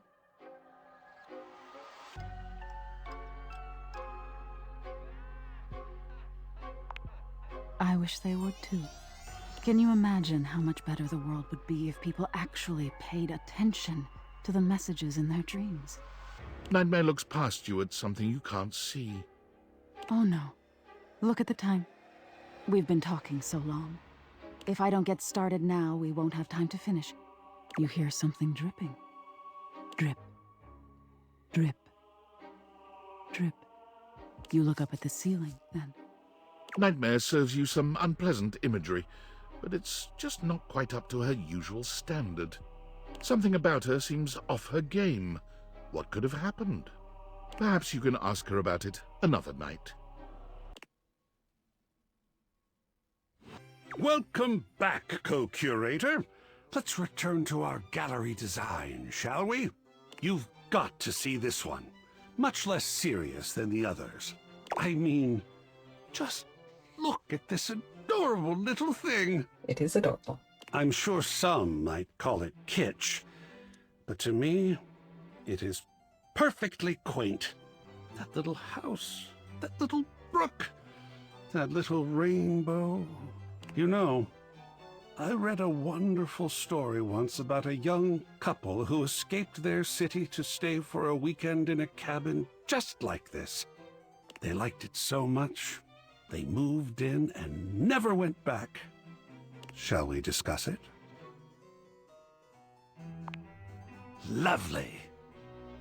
What do you feel when you look at this?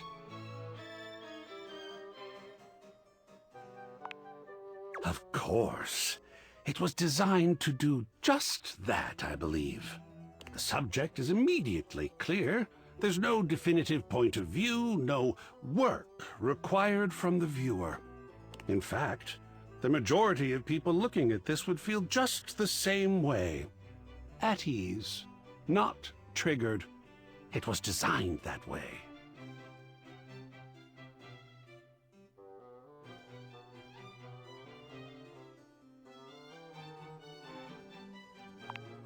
Critics have claimed the same, believe it or not. There is a school of thought in which kitsch is actually a political and social tool. Critics have claimed that the style can be used to convince people that they're feeling something sincere and deep, but with no real substance. Even that it can be used to reinforce totalitarian systems of governance. Amazing, isn't it? The power of art. Yes. Oh god, and it's in my house? No. Yes. Yes to both. Is this one you'd like to display? Where shall it go? Like this? Well, we are making excellent progress here. Just one more to go. Ah, the thrill of gallery design. Hey there, partner. Nice of you to drop by this place. It's real easy to overlook a coffee table, you know. Coffee tables got to play host to all kinds of beverages and snacks while the main event's going on. Ain't nobody interested in you, as long as you're getting the job done. And speaking of the main event, I'm more of a radio guy myself, but I've been real into this show lately. Real House Knives of Dallas. Not the Real House Knives of Dallas. Oh, you wouldn't believe what those utensils argue about. Charity events and who ended up in whose drawer. Hoo-wee! Ridiculous. Talk about sharp tongues.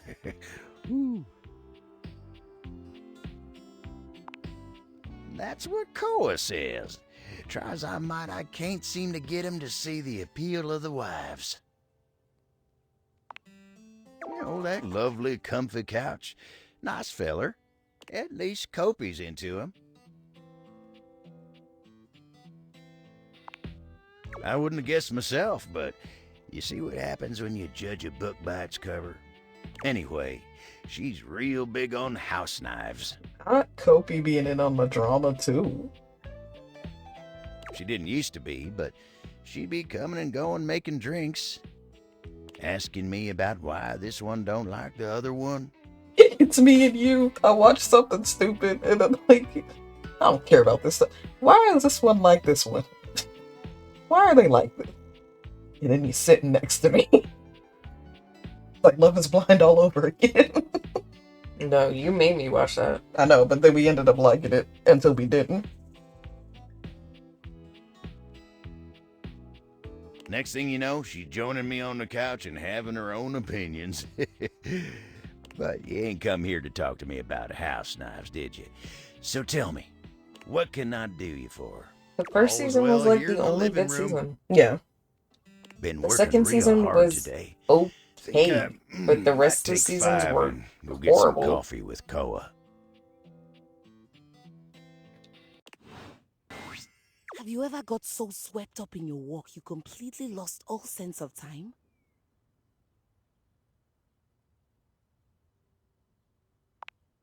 That's how I felt. I finished the concierto. She holds a small booklet out to you, beside herself with excitement. After spending time with Rainy, I came back and sat down, and it all just poured out of me. From sonata to concerto, a true repartee between solo piano and a full orchestra of friends. My very vast composition, fully complete. I've played it a few times from start to finish, and it's safe to say that I don't hate it at all. It captured everything I wish to put to music. I was hoping to, but do you think anyone would want to hear me play? I'm afraid I may have been something of a diva when I first arrived. But I did apologize to Hoove, Lux, and Hector. Then, here we go. I'll go get dressed. And away we go! Time to see the show!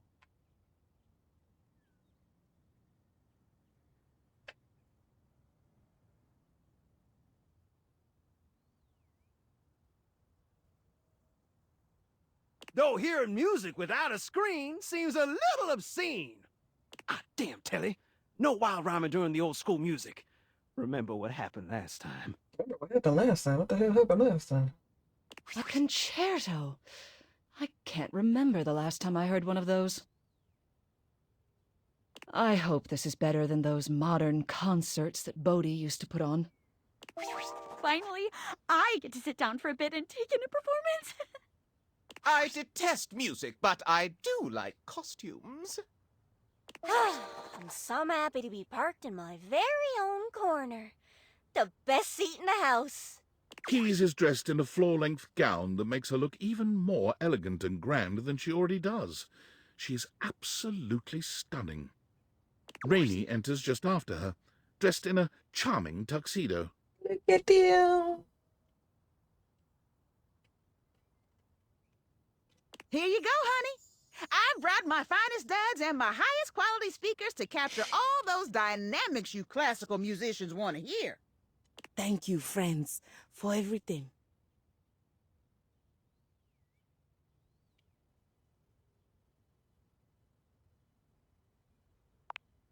Excellent. So am I. Rainy. On me. And... Keys and Rainy begin to play, each in beautiful harmony with the other.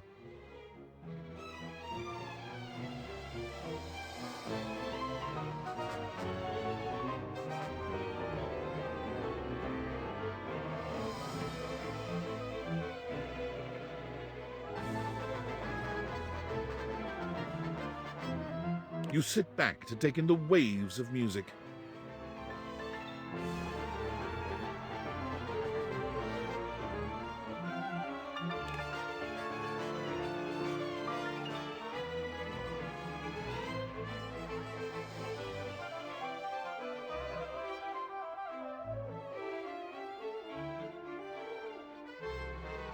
You listen as long as you like, allowing the music to wash over you and transport you into Key's fantastic world.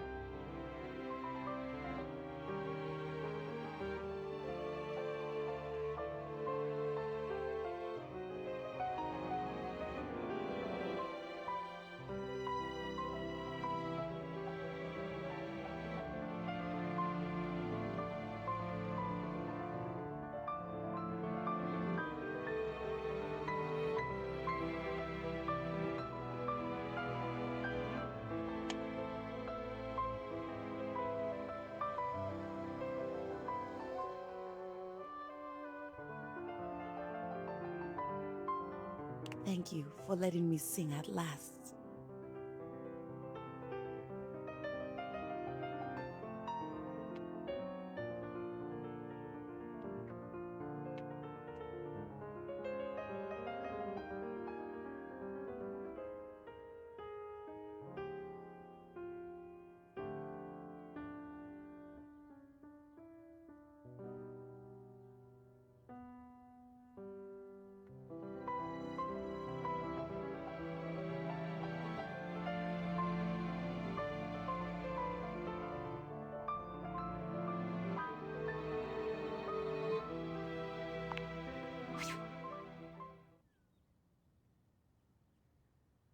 How was that? From start to finish. I couldn't have done it without you. You made me feel at home. Or rather, you gave me a home. I don't know if you noticed, but I made some changes to the narrative. No, really? Piana ends up staying in the mortal realm with the magician. You were the inspiration for the magician, by the way. No, really? You didn't pick up on that. I knew I hit it well. Did you like what I did with Piana and the magician's relationship?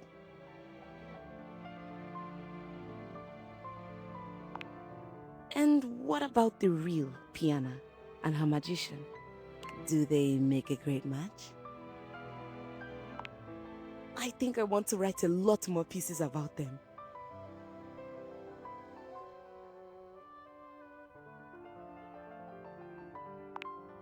Maybe we can even play it together. My love.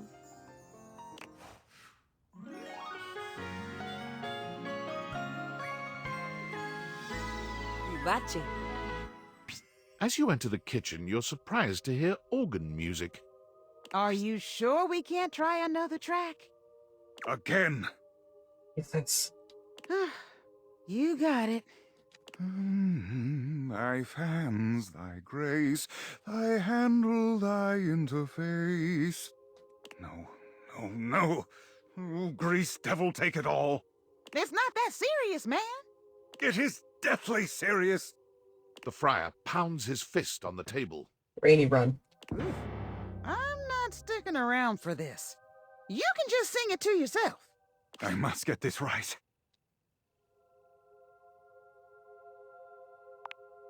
Her upset is of little consequence to me. I am composing a hymn to honor the glory and majesty of the air fryer. Music is, after all, one of the most universal languages. Uh-huh. But if I cannot perfect my hymn, it is all for naught. I simply need to step out of my own mind. I am, perhaps, too close to the subject. Tell me, how does this strike you for a title? In the arms of the convection angels. Not the in the arms of the convection angels. And she's gone. I love the option. One of the options is too commercial.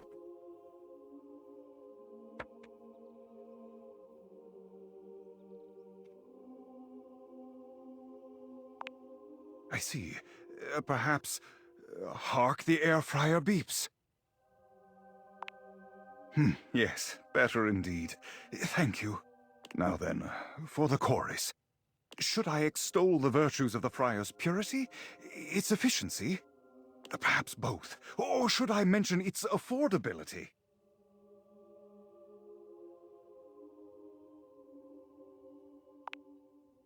Yes, I suppose there is room yet if I compose creatively.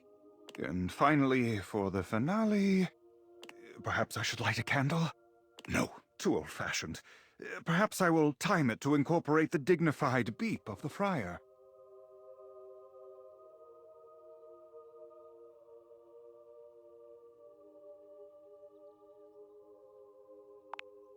It is undignified, but I suppose it has a certain appeal to the masses, and it is they who must receive my message. I shall consider it. I've but one last thing to ask of you. Listen to this composition, and tell me how it strikes you. The friar launches into his composition before you're even finished speaking, singing in a booming voice that makes you feel as though you cannot escape him or his message. His focus is laser sharp, and his dark eyes bore into yours as though he can see every impure thought in your head. It makes you sweat just a little to have him looking at you so intensely, especially when he's singing like that. The whole thing is just a lot, frankly. And... Finn. Tell me, how did that make you feel?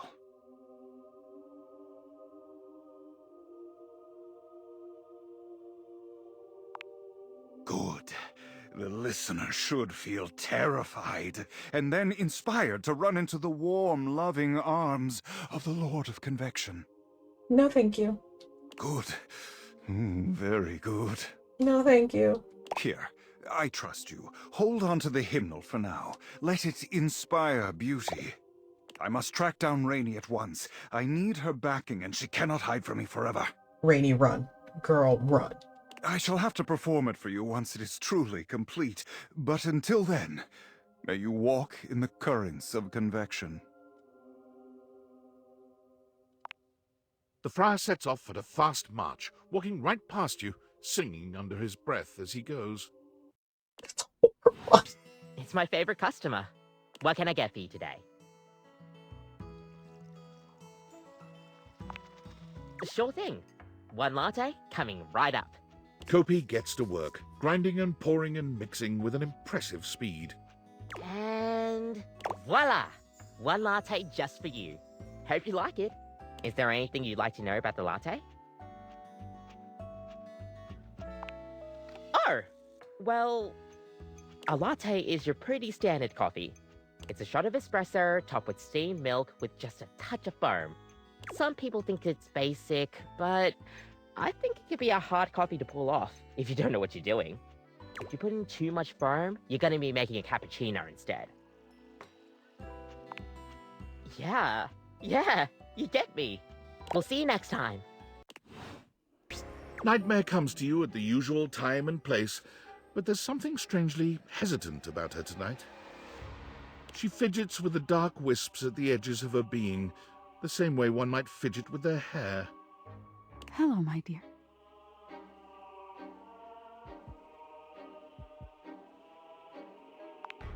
I'm fine. I'm fine.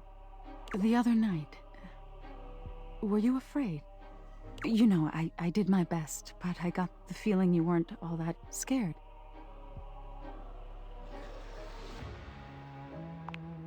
I knew it. I knew something was wrong. Nightmare sighs, her horrifying shoulders sagging visibly. You've never seen her look so out of sorts. I knew it. I knew better, but I did it anyway.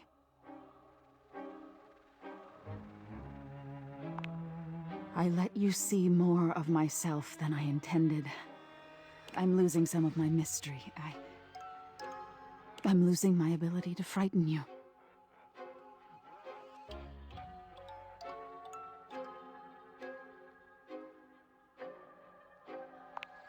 Different? Nightmare turns to look at the wall to your left, which is now just one massive mirror. When she sees her own reflection, she screams. When did this happen? Oh no. No, no, no, no, no, no, no. No! Nightmare is pulling at the shadows that make up her body, like one might pull at clothing. I just thought, if I could teach you about fear, you'd learn about the darkest reaches of your mind and stop fighting your nightmares. If I can't even scare you, what good am I? It's my entire reason for existing. If I can't scare you, I'm nothing. You can fix this. You're going to be afraid of me. She rounds on you suddenly, pointing a finger at you and letting out an unearthly screech that raises goosebumps all over your body. But despite even that fairly decent effort, you can't help but feel unthreatened.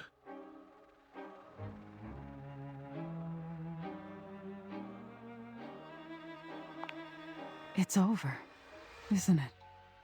Nightmare sighs. How is this your dream and I'm the one having a nightmare? How do you deal with this?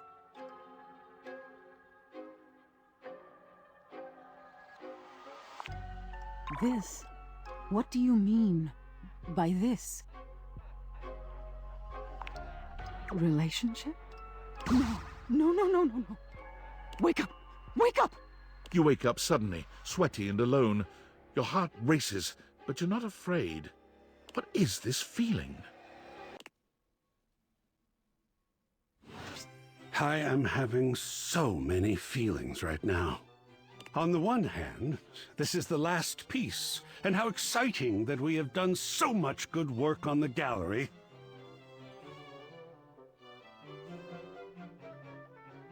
And on the other hand, this is the last piece. And after this, I won't have such an easy reason to have you around and work with you. I almost don't know what to feel. I suppose I'll feel it all. That usually works. All? Oh, you mean just the two things I delineated a moment ago? Of course. Yes. Whew. You had me scared there for a moment. I have many other feelings. Some not discovered yet by mankind. That's foreboding.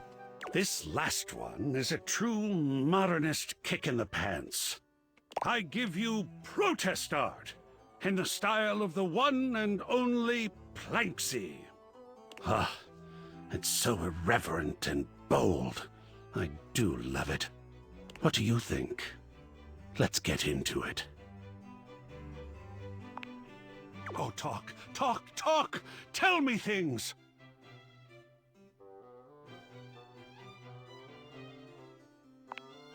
As am I.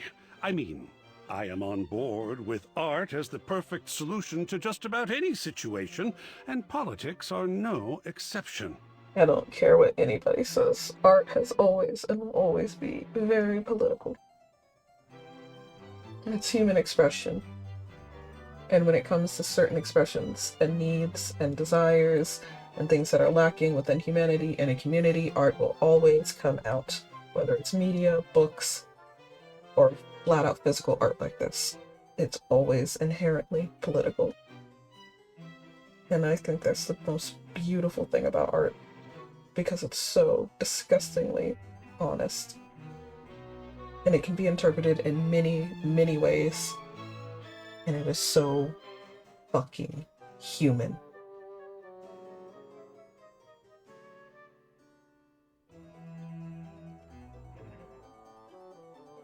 Which is why AI sucks ass. How do you find this piece to be political?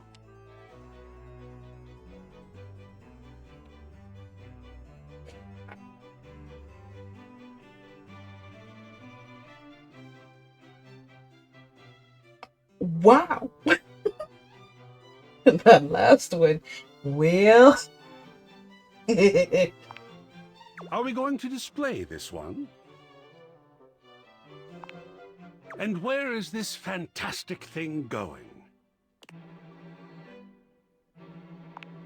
How about this? Well, well, well.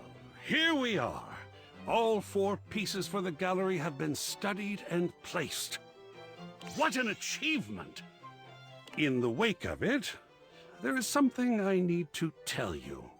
You see, I've been thinking about you, about us. You put them all up and talked about it every time. I am in love! Oh, it is rare to meet someone like yourself.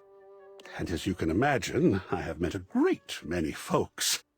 But you helped me with my gallery by offering your thoughts and opinions. You hung up every single piece and talked with me like humans do to each other. Even though they were so different from each other, and even though they may not all have been exactly to your taste.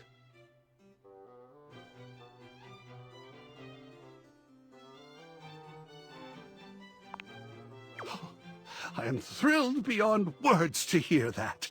What's more, what is most, really, you talked with me about every single piece. To have someone to talk to, someone willing and smart, someone so vibrant and open-minded. I am happier in this moment than I have ever been, for I am in love with you. I am in love with what we have done, and I must know now, as I have needed to know so often before. What do you think? Can we talk about the great artwork of us?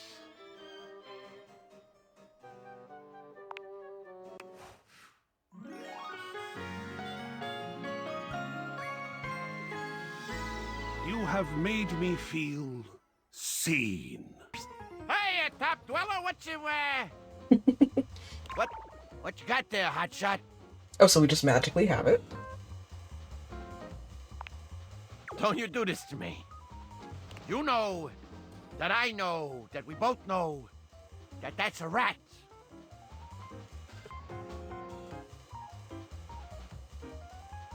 So, to answer your question about how we can just pick up things, they magically in our hands. So we can theoretically order food and it go in our hands. So this is the Luluville. We're dead. That doesn't work in real life. Anyway, wrap up. Come on. Okay. I'm already done with food. Is that a frickin' rat?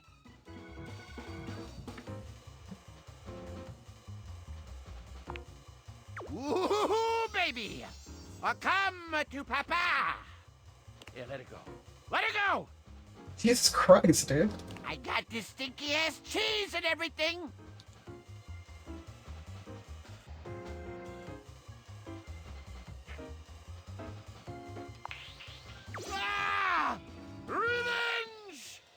You watch with a morbid curiosity as Vaughn takes the plush from you and does what he's built to do, snapping down on the toy with a terrible sound.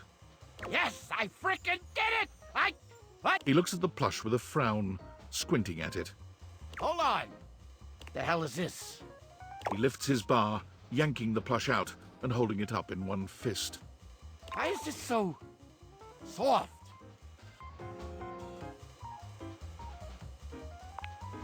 That's so thoughtful.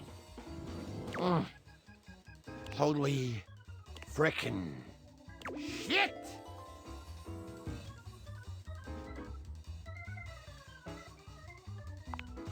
Look at this! This cute little rat bastard! Oh! What do I do with it now?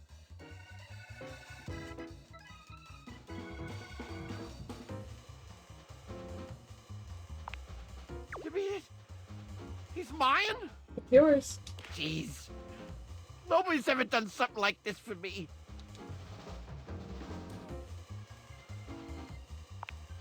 I'm not so sure about that. Why'd you help me anyway? Not that I ain't grateful or whatever. It's just, you know, weirdos like me, we don't usually make the best first impressions. No, you don't.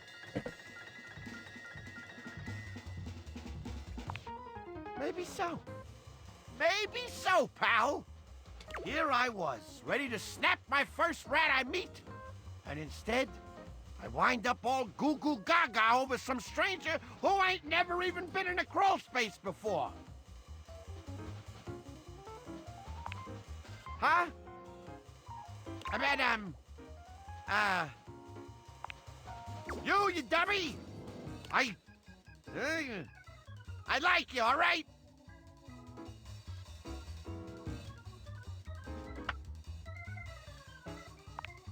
You do? Like me? Like me? Even though I'm a crusty little guy in a crawl space who always yells at you? And smells like moldy cardboard. Is that just not your crazy eccentric friend in New York?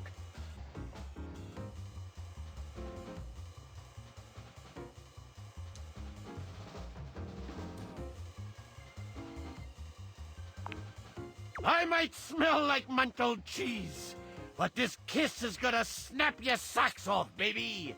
You and Vaughn come together in a kiss so wrong, you've never felt anything more right. No. It's bad joke.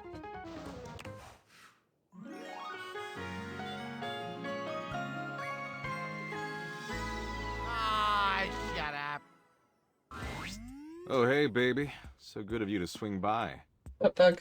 I was just ruminating on whether love gives meaning to an otherwise meaningless universe.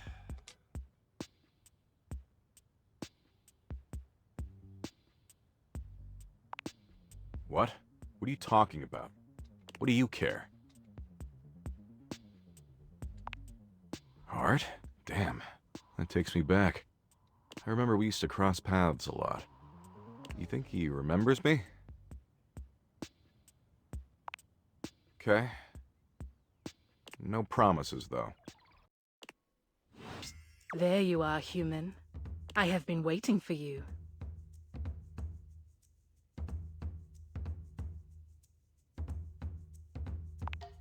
That is not what I said. I said only that I have awaited you. I grow bored of the conversation here in this office. These objects are pleasant enough, but they converse about things I do not understand.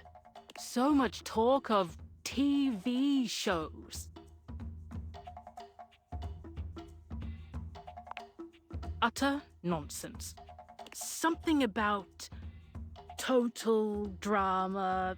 Island? Tea spilled. The shade of it all. These are words I recognize, but their usage is unclear. But you are here now, so you will entertain me. It gladdens me to see that you understand your purpose. Tell me something of your human aspirations, your hopes and desires. There is nothing so amusing as the dreams of humanity.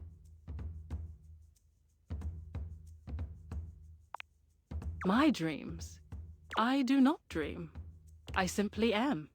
I do not wonder what will happen on the morrow. I do not wish for more or better. I only exist. Tell me, human, what will you do when you leave here? I want to know what your day holds when it is not filled with worship.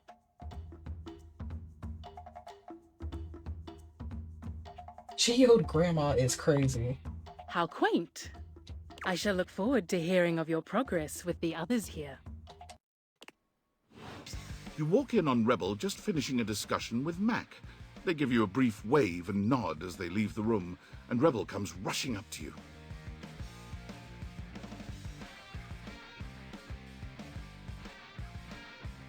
Hey, you. Guess what? Actually means you can quit in the middle of the day, right? I'm just saying. Hey.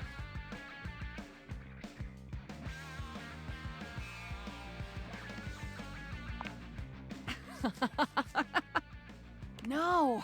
Oh my god, I have so much to tell you. Where to begin? So, I just got back from a really tough day. I did.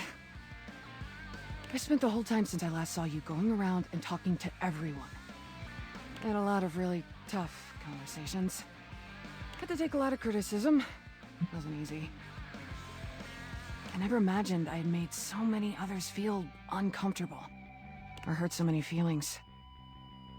But it was just like you said. I felt so small that I never imagined my words had that kind of impact. Honestly, I couldn't have done it without you. Nobody ever stuck near me long enough to hear me out. Not that I blame them. But anyway, here's why I'm smiling. I made so many friends! Yay! And as it turns out, a lot of others even had crushes on me. Which I was not expecting, given how I typically end my 5-hour duck fests. I usually just give them a receipt for expendable goods like rope and lube and such. Damn. That's an itch. Hey, that stuff gets expensive when you use as much of it as I do. But anyway, back to what I was saying. Mac was one of the last objects. Not like sexual, just like, you know, objects on my list. We actually had a really meaningful heart-to-heart. And at the end of it, they suggested something really smart. They suggested we form an online support group for other duckies. They said we should be able to find them using Placebook. And Phoenicia even agreed to help. So, I'm gonna do it. Good job. I feel like it might really help me get back in touch with everyone.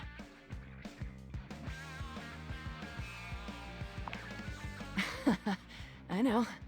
Thanks. I know I already thanked you, but thanks again. You had the guts to confront me, but without attacking me.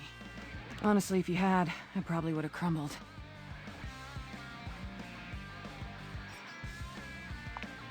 God, you're hot.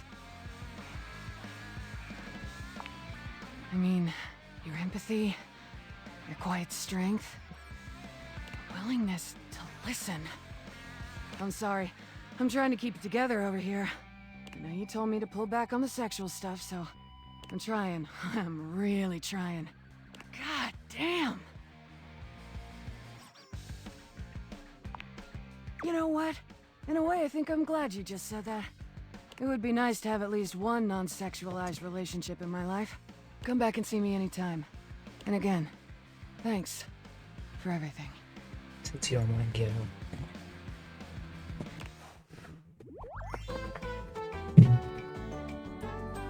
BFFs. Bitches fuck forever. That's not what BFFs mean, Rebel.